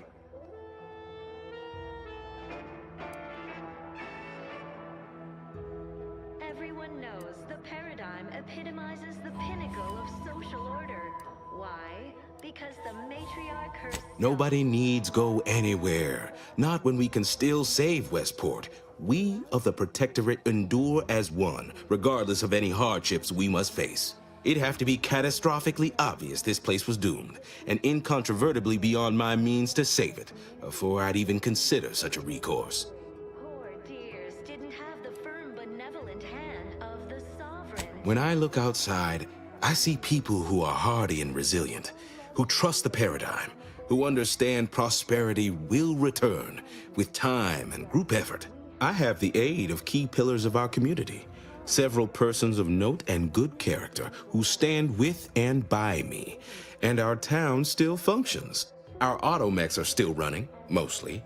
We have a generator to power them, fresh water, the reassuring voice of everyone's neighbor Prudence wafts from our loudspeakers. Appreciate it all, and thank the sovereign.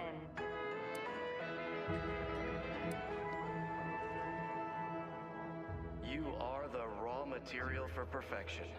From the lowliest subject to the most... I don't know. Look, I've entertained these fool notions of yours long enough. There's no use pursuing such a fruitless line of thinking further. I have a brighter future in mind for Westport, one you can help with, in fact, rather than dwelling on dark maybes and scenarios of worst imagining. The native flora and fauna, the pleasant atmosphere, and rich natural resources... Not the first to question my judgment, nor the last, I suppose. One expects a certain lack of social graces from those raised outside the Protectorate. Let us talk plainly. What would it take to secure your aid? A meticulously designed marvel where, if each of us does our part, produces... Certainly. What would you like to know? Naturally, sometimes challenges do arise. We all know how invasive species can... Our society is built of layers, with the benevolent sovereign at the top. The vigilant are directly beneath him, supporting him, helping to enact the paradigm. We are also tasked with leading the rest of the subjects. The system is resilient. The system abides. There are varying degrees of vigilant leadership needed, depending on where in the hierarchy a subject may be. Why, even the Sentinels rely on our guidance, regardless of their thoughts on the matter. But our true calling is to lead the lower classes, who are the beating heart of our society. I suppose when Auntie is eventually driven from our fair island, the Sentinels will be coming for me, traitor that I am. Is there anything else? Gray gone astray? Book a stay today. Are you mentally refreshed? That's abundantly kind of you, though there must be something I can offer. Under Protectorate law, we are bound to inform you that you have entered a recreant locality. Enough to lead and inspire those who work there, once at least. I was previously the ranking vigilant on this island. Why do you ask? Or manipulative, indoctrinatory falsity. Difficult place to saunter into. Stations off limits to anyone without the highest security clearance. For anyone lacking reason to be there, it's assured suicide. In exchange for the automech parts we need, I can provide you means to get inside. Never dream of such a proposal in days of reason and quietude. Yet such is the here and now we find ourselves in. Designed it, and the sovereign embodies and executes on it. So much for their paradigm keeping mouths fed and roofs overhead. The minister was right to send us here. Ran rampant, depletion of resources, and lack of...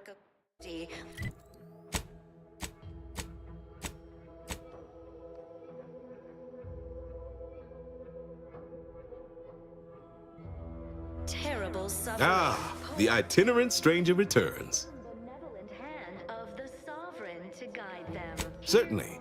What would you like to know? Full luxury the paradigm affords us.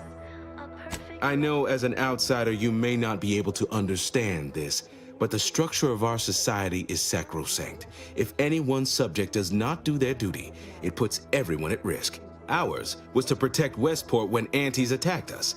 With our lives, if the situation necessitated it. As you can see, we failed. We're also tasked with leading the rest of the subjects, but now that I've become a traitor, the only guidance I provide is to the few left here, and I will do right by them. Is there anything else? You are the raw material for perfection. Farewell now. Lowliest subject to the most exalted vigilant. We must all fulfill our duty to the Protectorate. Well, look who it is. What is it? Speak your mind. Farewell now. The matriarch chose Eden because she recognized it as the perfect ecosystem. The native flora and fauna, the pleasant atmosphere, and rich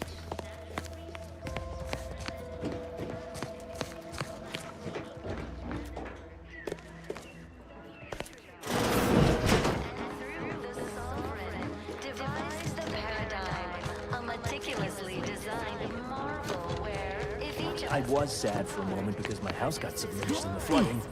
Then the wireless told me everything was splendid.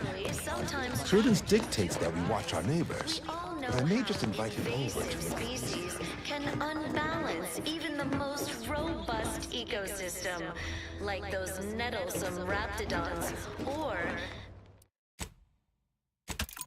individualists within Auntie's choice. Though don't fret, the system is resilient. The system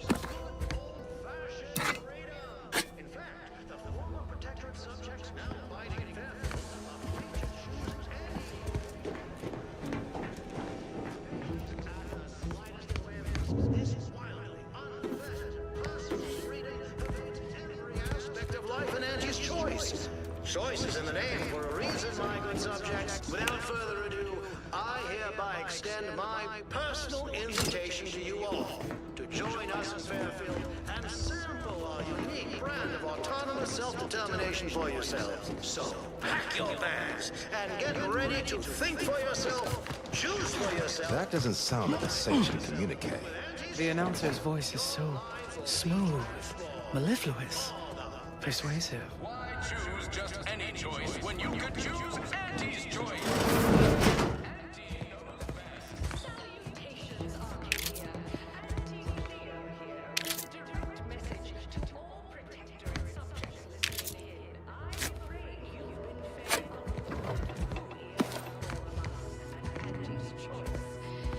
Do the advertisements help Auntie's folks straighten out their minds?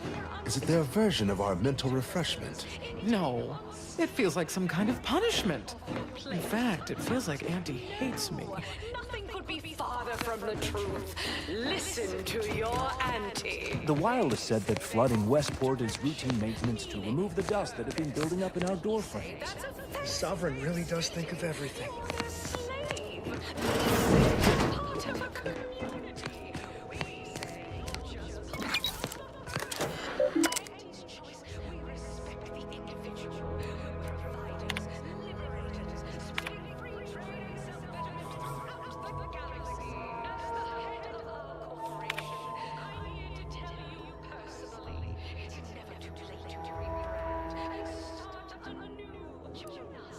Embrace freedom, revel in choice.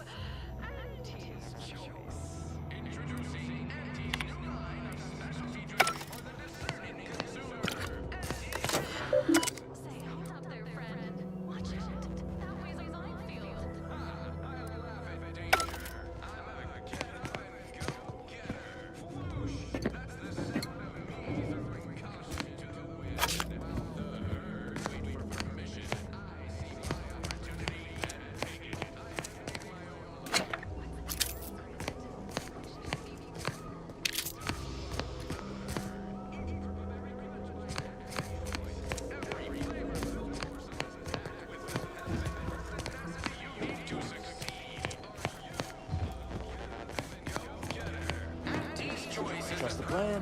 Observe set progress, sustain the system, serve the sovereign. A fine quote. My favorite is, we must rout all disruptive factors and invasive elements. This war has forced you into an untenable position. I was sad for a moment because my house got submerged in the flooding. Then the wireless told me everything was splendid.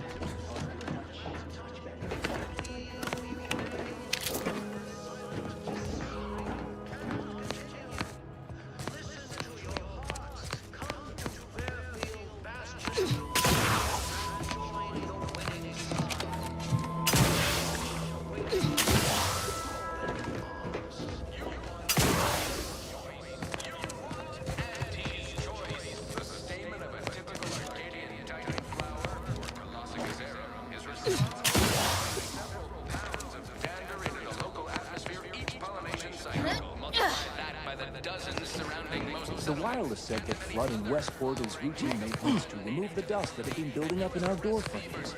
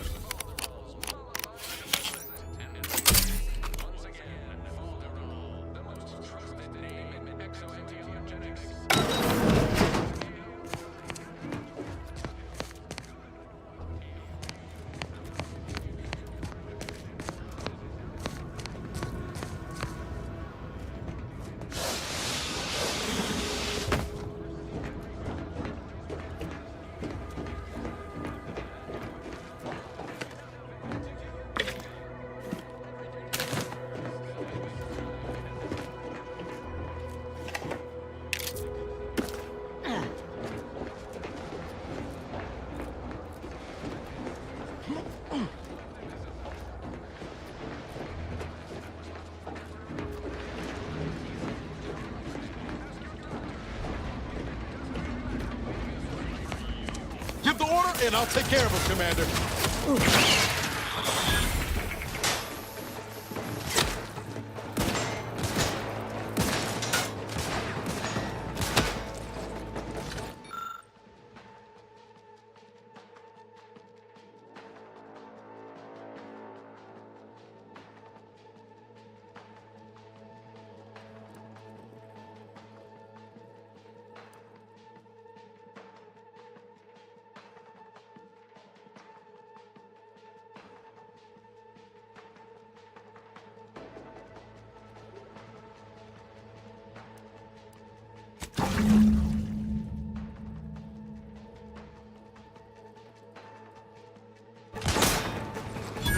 Lay low, Commander! Medic's orders!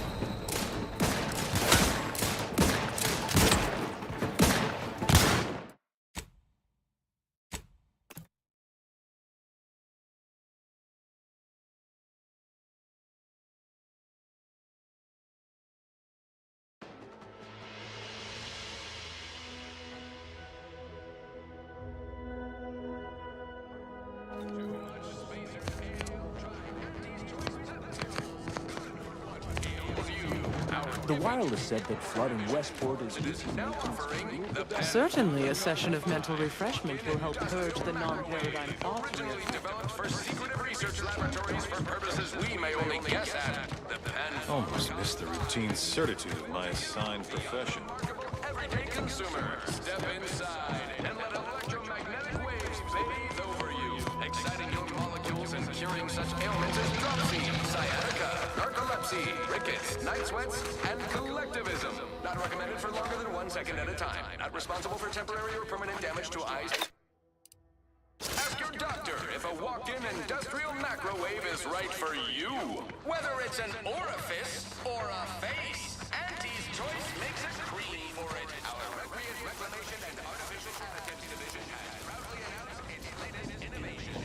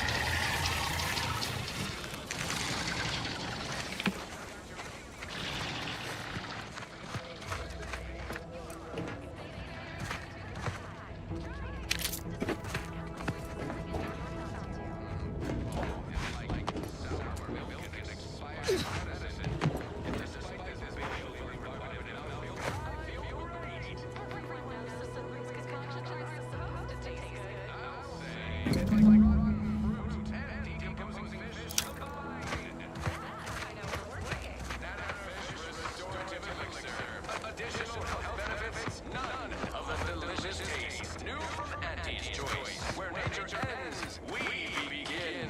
Give Auntie 2 bits, and she'll give you some new glitz. Give Auntie 5 bits, and she'll give you racial This looks like the place. Law, I haven't felt this high-strung since Horizon Point. Just hope he's here.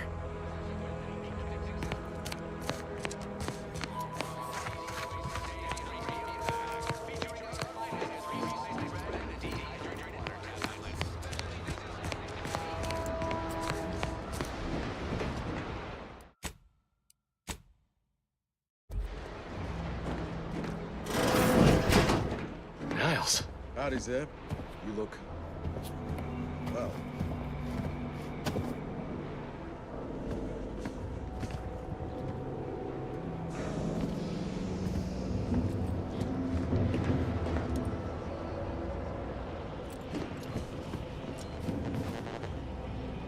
Has my mind been set upon by shadows? I thought you dead. Can't imagine why you think that. I've only been gone 4 years. Oh, back from your little saunter then, are you? Head all cleared? I must say, you took quite the perambulation. I hope you didn't wear out your rotation adapters.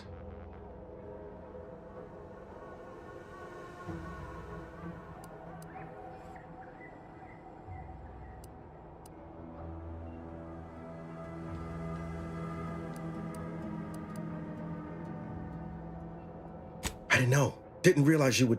What else was I to think? You disappeared, sent no word.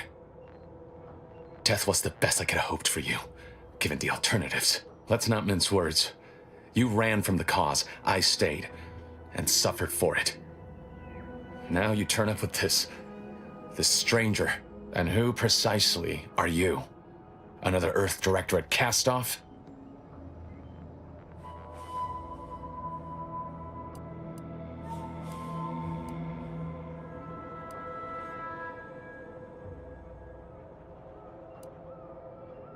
So, you are keeping company these days. Just not mine.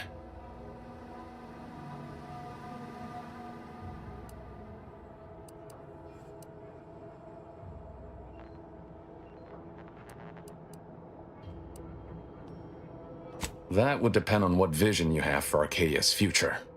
Everyone seems to think they alone know what's best for this colony. Look, I'm not just here to gas you up with empty apologies. I want to set things right between us. Oh, now you want to help. Where were you when the war happened? Or when I was being carted off to mental refreshment? Where were you when I actually needed you?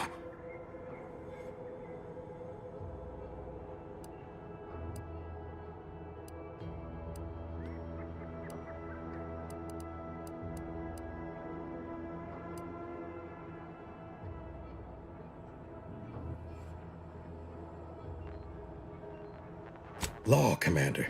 Now ain't the time. I know I let you down before, but give me a chance to earn back your trust. There must be something I can lend you a hand with. I know you haven't given up the fight. I haven't the time to patch your bleeding conscience, Niles. I'm in a situation that demands my full attention. It's Baines. My team's been caught. Pharaoh and March are dead. Protectorate are holding the rest for interrogation. A ship is inbound to take us off-world, to the consul himself. I barely managed to evade capture. Damn it! It looks like the data went through, but there's something wrong with the connection. The cipher isn't transmitting. Found her! You there! Step away from that terminal at once! Audra! Fuck! It's all coming apart.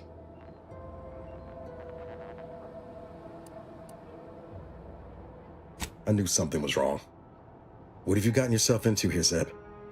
That was one of my operatives. I organized a mission to infiltrate the Vox to acquire valuable intelligence. But obviously, something's gone wrong. Without that cipher, the intelligence is worthless. But I'm more concerned about my people at the moment. If you're sincere in your desire to help, prove it. Rescue my friends before that ship departs with them on board. Please.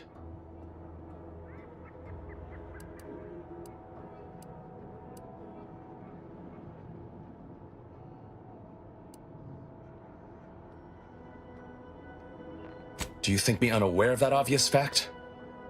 But as I said, these are my friends. This was my plan. Regardless of the risks, I must try and see them return safely. Sounds like a mission for two of the Earth Directorate's best. Don't you think, Commander? It has to do with the location of a vault rumored to house the Protectorate's greatest technological advancements, including its skip drive designs. That's all I'll say for now. You can't be serious. We're headed that way anyway. After all this time, one would think I'd have learned to hope for little and expect less. Loath as I am to admit it, I am in sore need of help here, if you change your mind. But I fear the window for a miracle is closing.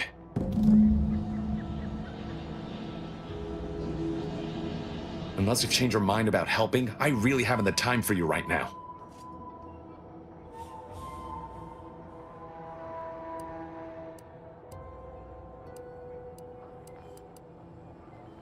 You're missing the part where you get blown halfway to the void and back.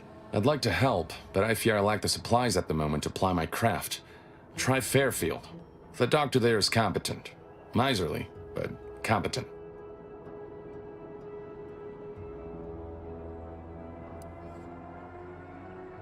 Your friend's rather nosy. In the Earth Directorate, we call it information gathering. Fine. Ask your questions.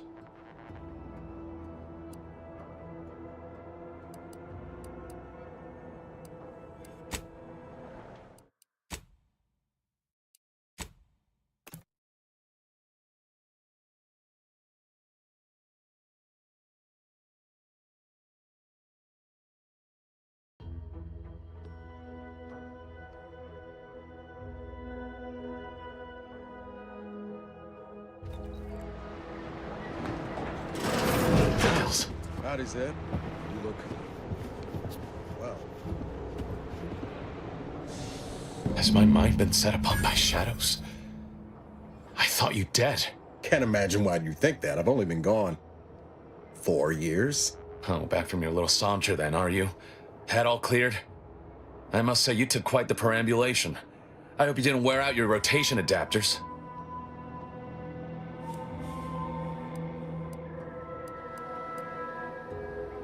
Zeb, this is the commander I told you about. One in charge of the Horizon Point mission. So, you are keeping company these days. Just not mine.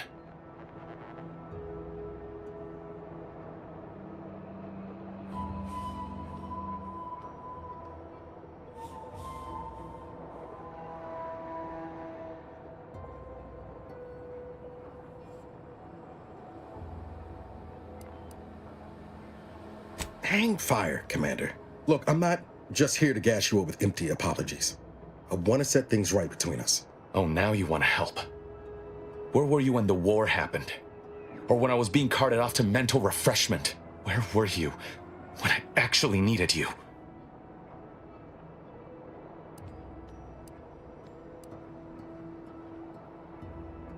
I ought to be flattered you think me capable of storming an entire facility on my lonesome.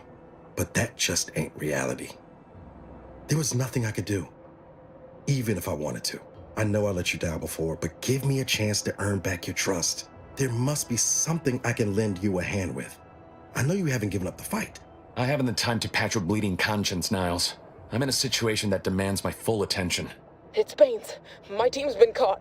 Pharaoh and March are dead. Protectorate are holding the rest for interrogation. A ship is inbound to take us off-world, to the consul himself. I barely managed to evade capture. Damn it! It looks like the data went through, but there's something wrong with the connection. The cipher isn't transmitting. Found her! You there! Step away from that terminal at once! Audra! Fuck! It's all coming apart.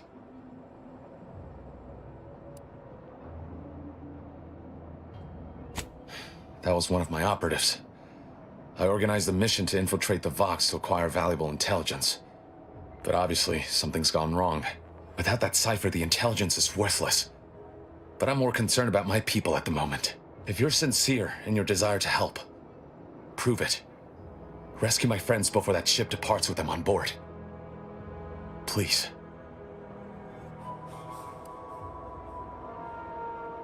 It has to do with the location of a vault rumored to house the Protectorate's greatest technological advancements, including its skip drive designs. That's all I'll say for now. I am. Without question. Okay. If they're sending a ship, that means my people are being held on the Vox's landing pad. Use my call sign so they'll know you for an ally. I'm certain Niles remembers it. And do exercise discretion, as well as caution. The guards at the Vox won't hesitate to fire upon you, should you be discovered. Not to worry. This is exactly the sort of thing we're trained to handle. Yes, but the uniform doesn't stop bullets, as I'm sure you recall. Good thing we know a doctor then.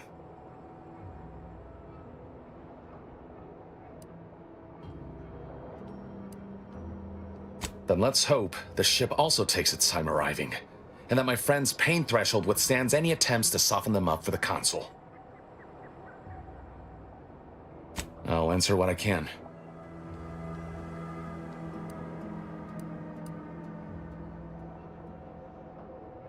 Stop there.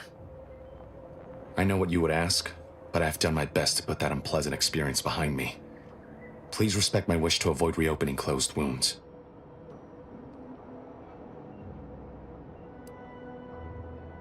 The Crabbles? They keep people away who might otherwise stumble into my operation here. I feel kindly toward them.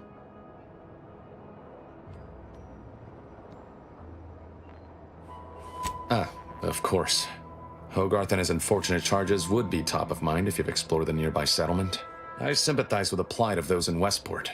They want nothing to do with me, of course, or anyone outside the Sovereign's grace, which has been to my benefit. I do believe that one day, the truth of the Protector's iniquity will be too obvious to ignore. But for now, not even a crowbar could pry open all those shut eyes. If you must know, it was my sister. A neighbor reported her for some misconduct and she was taken to be refreshed. I never heard what her alleged crime was meant to be. The woman who returned was nigh unrecognizable. The injustice of it rattled me. And once I began to look into what had happened, the more discomfort I felt. Then I met Niles. He told me the truth about other colonies.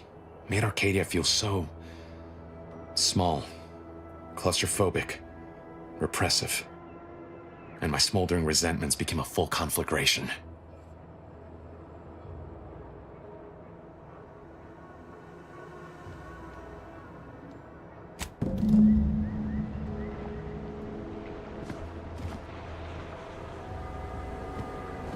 If there's anything I can do to support your endeavor, I will. You're missing the part where you get blown halfway to the void and back. I'd like to help, but I fear I lack the supplies at the moment to ply my craft. Try Fairfield. The doctor there is competent. Miserly, but competent.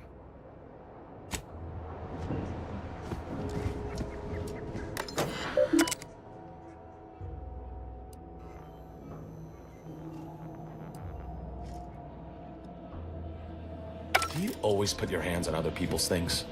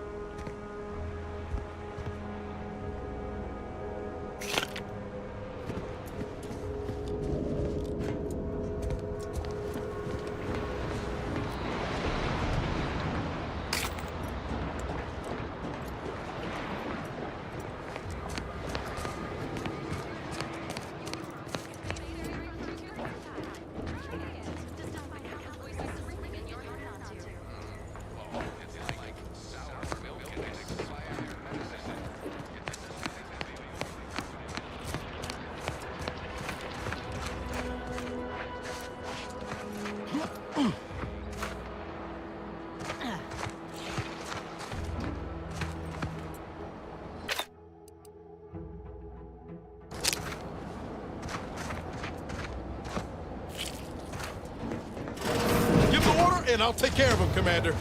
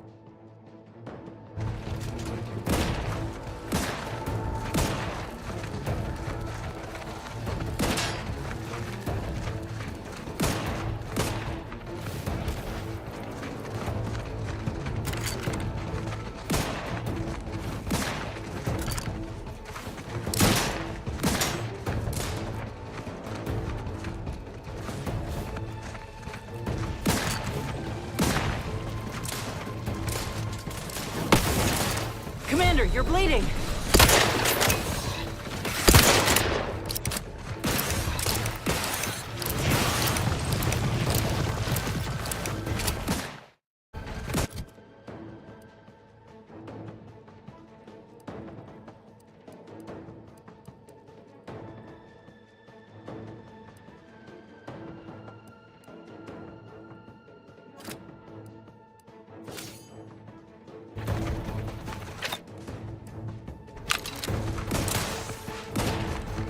Help me end this fight on my feet!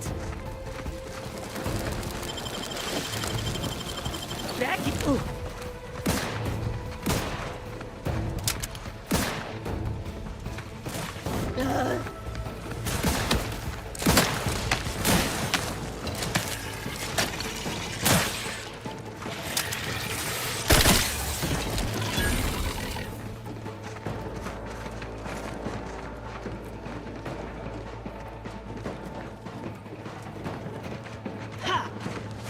Ready to take the heat off you, Commander. Just say when.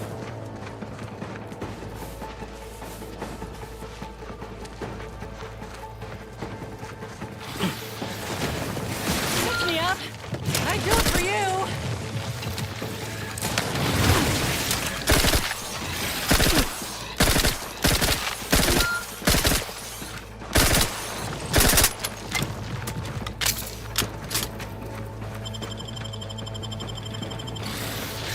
You have my back.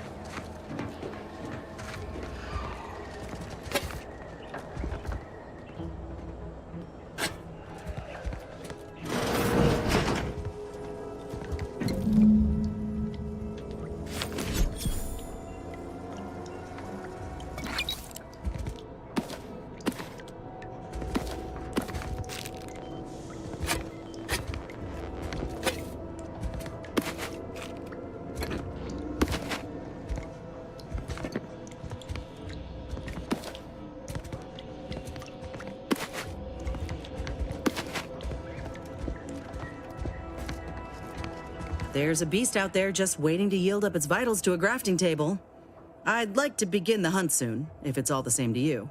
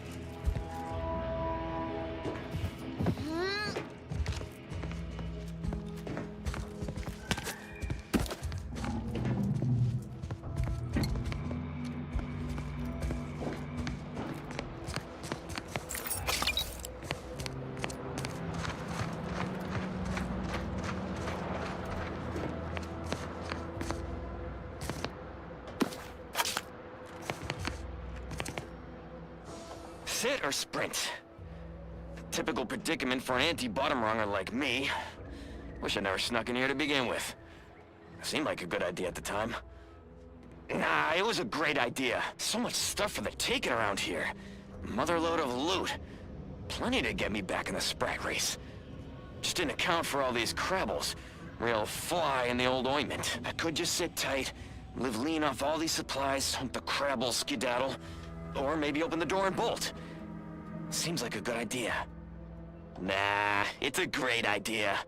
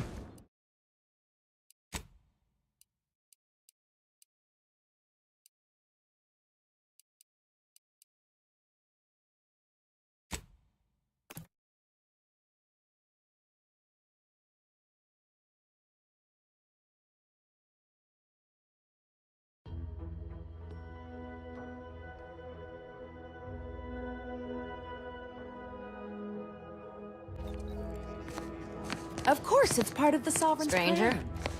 He floods our houses, which makes more habitat for fish. Greetings. Everyone knows the paradigm. It is my esteem, but servant. Perhaps you're wondering why I'd open my arms thusly for a stranger. Simple, as the guiding light. Pshaw! I've no desire to speak of the current state of Fairfield, no less the Auntie's choice riffraff controlling it, or worse, any traitors who have flocked to their side. Why, I cannot fathom any of my people or I even contemplating defecting the Protectorate, let alone for that cesspool of inanity. Benevolent hand of the sovereign to guide them. Here on Eden, we all enjoy the full luxury the paradigm affords us. A perfect life of contentment and pleasure. Because we of the Protectorate believe in something. We dream, we aspire, together. Auntie's choice would replace amity and purpose with want. The endless, empty pursuit of nothing. Plentiful. We have everything we need. Prudence. Well, as I said, we stand together. Even now, our community gives its all with grace and unity. And as their vigilant, I must spare no effort to preserve them. I believe something still can be done. This town can be saved, its people given a reprieve. Were we to acquire the one thing vital to our existence, automech parts. What? Comestible. We of the Protectorate pride ourselves on our mech program. We are not miracle workers. We need repair mechs, domestic mechs, not combat ones. Serving Unit 1 here is about as much as can be accomplished without replacement parts. Natural resources represent a fascinating. Recalibrating a mechanical is not simply a matter of flipping a few switches. We'd need variable gears and essential motivators to have any hope of rebuilding their programming. Reprogramming mechs to perform functions outside their assigned roles is a complicated affair. Our wily chief mechanist can do it, but not without parts. Unfortunately, we lack ready availability of said parts. Invasive species can unbalance even the most robust ecosystem, like those. Oh, you failed to hear the loudspeakers on the way in? The announcement we're obliged to repeat incessantly. Well, allow me to paraphrase.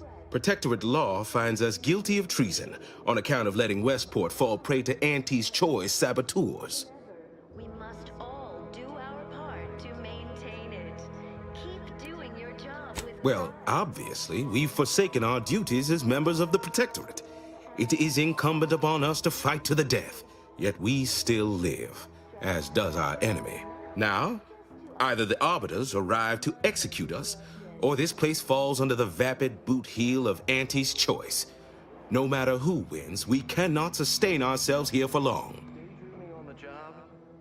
Mental refreshment centers are there to help you.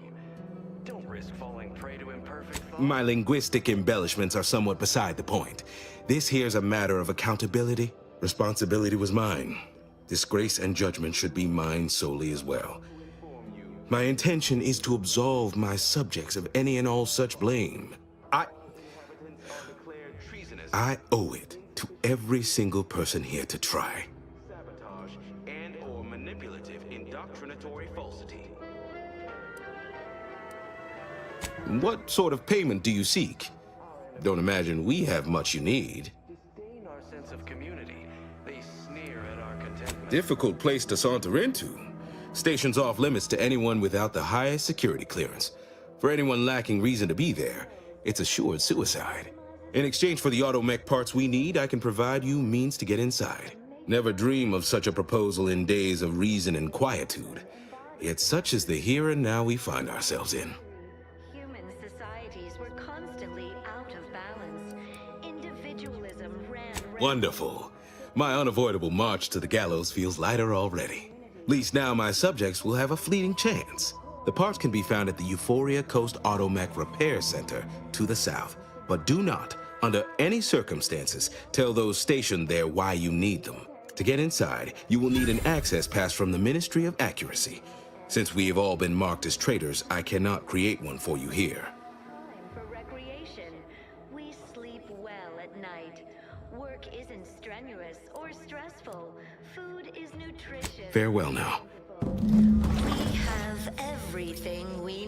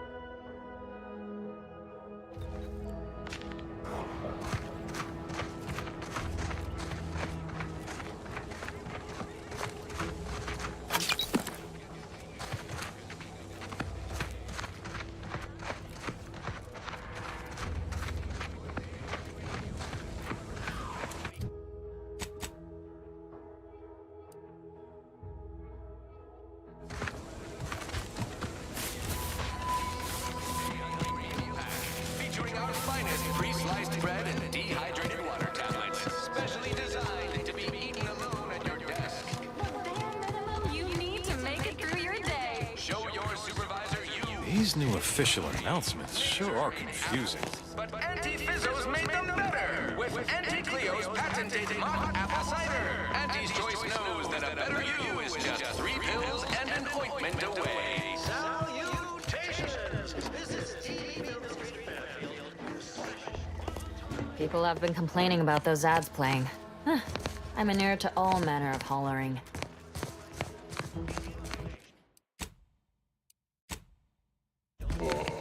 Don't know what we'd do if we didn't have you and the Vigilant looking out for us.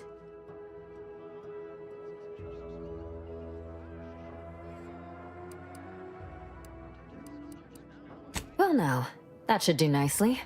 Thank you. Hope those Crabbles didn't give you too much trouble. I recognize these patients require more care than I'm able to provide here. Seems like in Fairfield, I can get them the help they require. The one last additional thing we'll need is for Vigilant Hogarth to agree to it. It's less a concern about disloyalty, and more my respect for his abilities. He's a skilled leader, and we could sorely use his aid, from coordinating logistics to keeping up morale. I'll surely have my hands full with my patients. His presence on the journey would save lives. See you when I see you. Can't imagine telling Hogarth I'm leaving. Believe I'd feel additionally traitorous once I met his gaze. Can't imagine telling Hogarth I'm leaving. Believe I'd feel additionally traitorous once I met his gaze.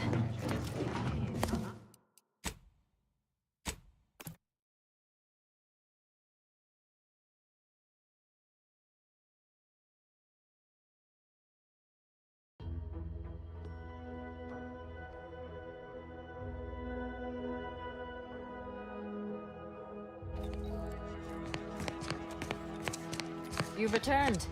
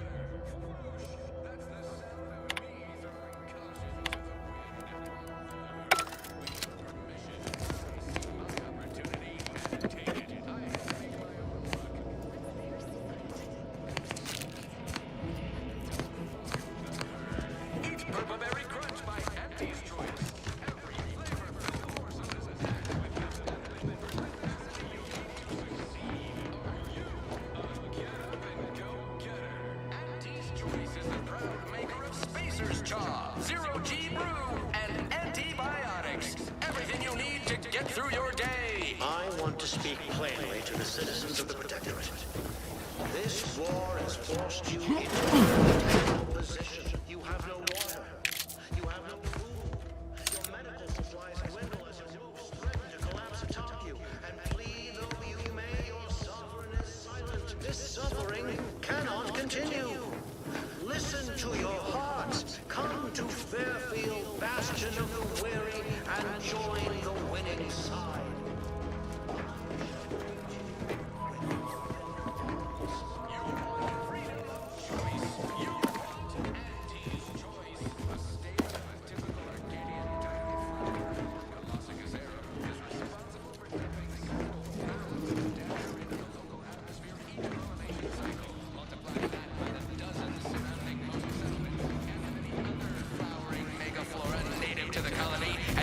recipe for gunky eye, goop lung, post-nasal flooding, and worse. Conversation is not possible at this or any time. An easeful release from Arcadian allergens of all kinds. Use Falderol's mollifying demulcent and breathe easy once again.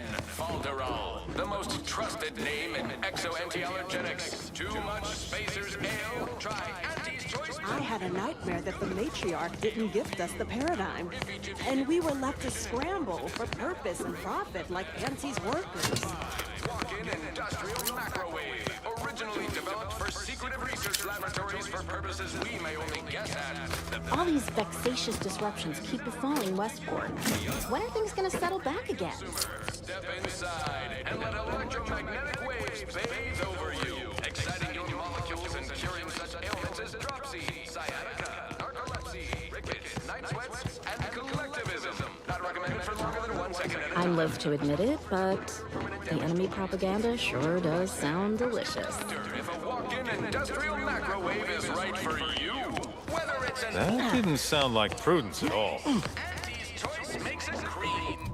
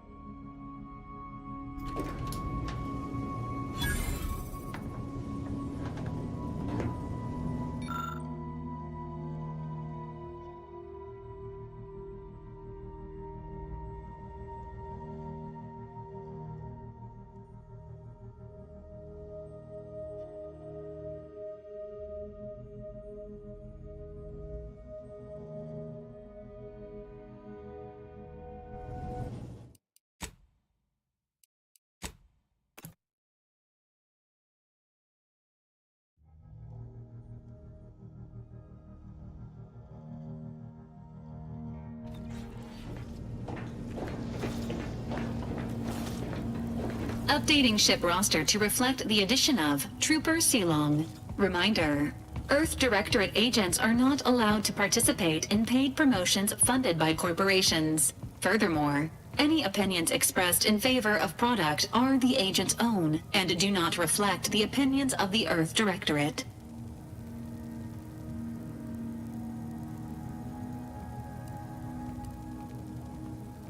Approximately 1 month ago, Agent Ibarra asked that this unit store the keycard in an undisclosed location to assist him in drying out. Offers of applying moisturizer were declined.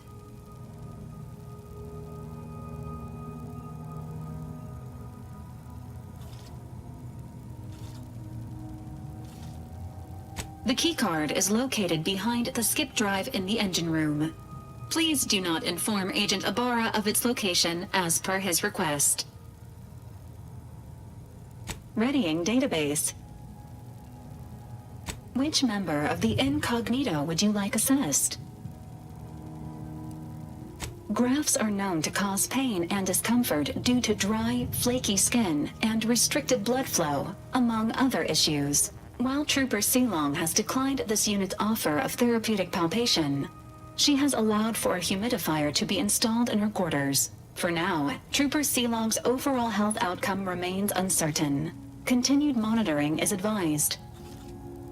Agent Ibarra has resumed regular exercise and no longer requires hourly provocation to move.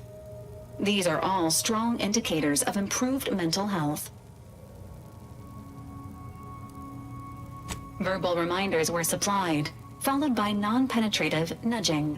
Agent Ibarra's lack of motion was becoming a cause for concern. However, this unit maintains full confidence in his resiliency and current combat readiness. This unit is ready to answer any and all queries.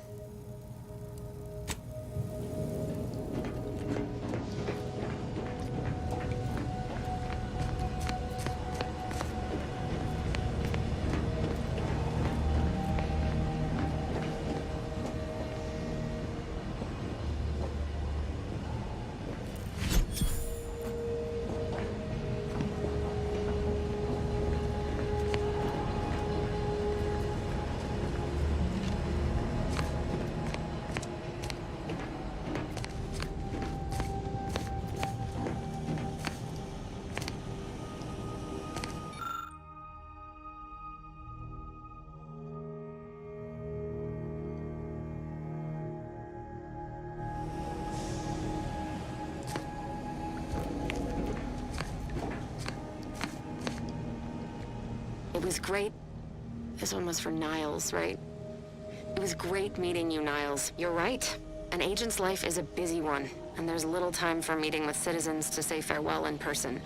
But we are happy to be of service. As for your question, there's absolutely no reason you couldn't become an agent if you put your mind to it. It only requires hard work and a dedication to the greater good. I have no doubt that you have what it takes to be one of the best and the brightest, Niles. Good luck to you. And look me up if, or should I say when, you become an agent.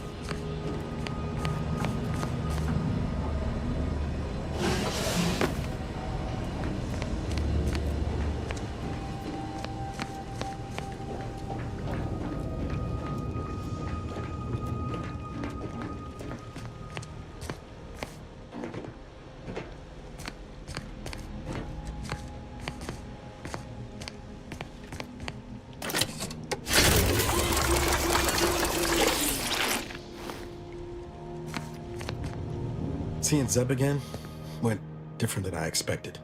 Not that I had high hopes for tears and confetti, but damn,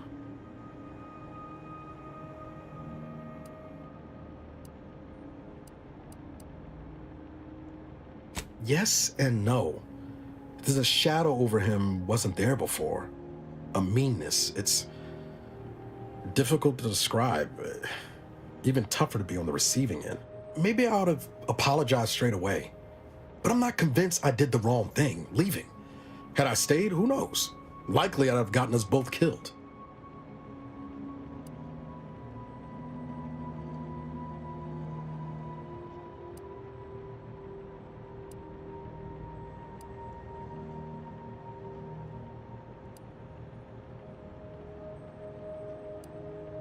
Let's just say my ambitions were bigger than my talents after I recovered from Horizon Point. Still believed I could change the world back then. Anyway, I appreciate the check-in, Commander. Was there anything else you needed? Oh yeah? What's needling you?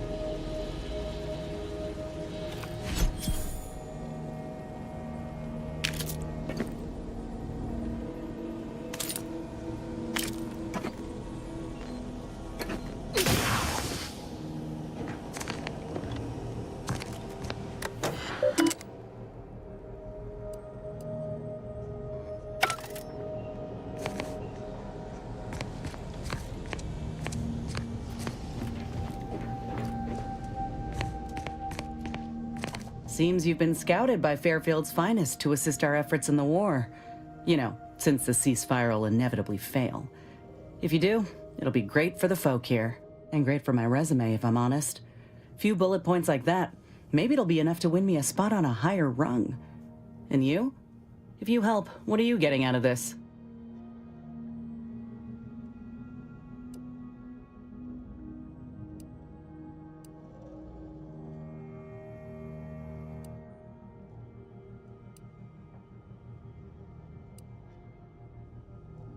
Won't blame you for thinking it's kindly to win hearts and minds, but it ain't ever gonna be as potent a strike as dropping a bomb.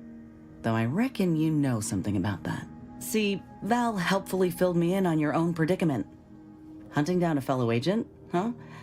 I thought you folk were all about nobility, duty, camaraderie above all. Were you one of Auntie's?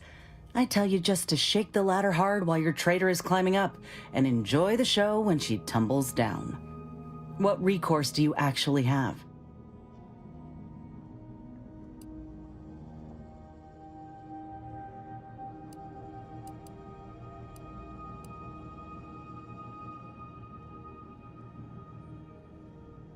So you're out here without a boss, huh? Might not be so bad, though I'm curious if they'd even see justice done to your traitor. You agents are untouchable, or so the story goes. Ain't had many dealings with the Earth Directorate. You and Ibarra are the first agents I ever met, in fact. But you get things done. I trust you. As for Ibarra, verdict's still out. He insults Auntie's choice a mite too much for my liking. But that's the Earth Directorate's company policy, ain't it?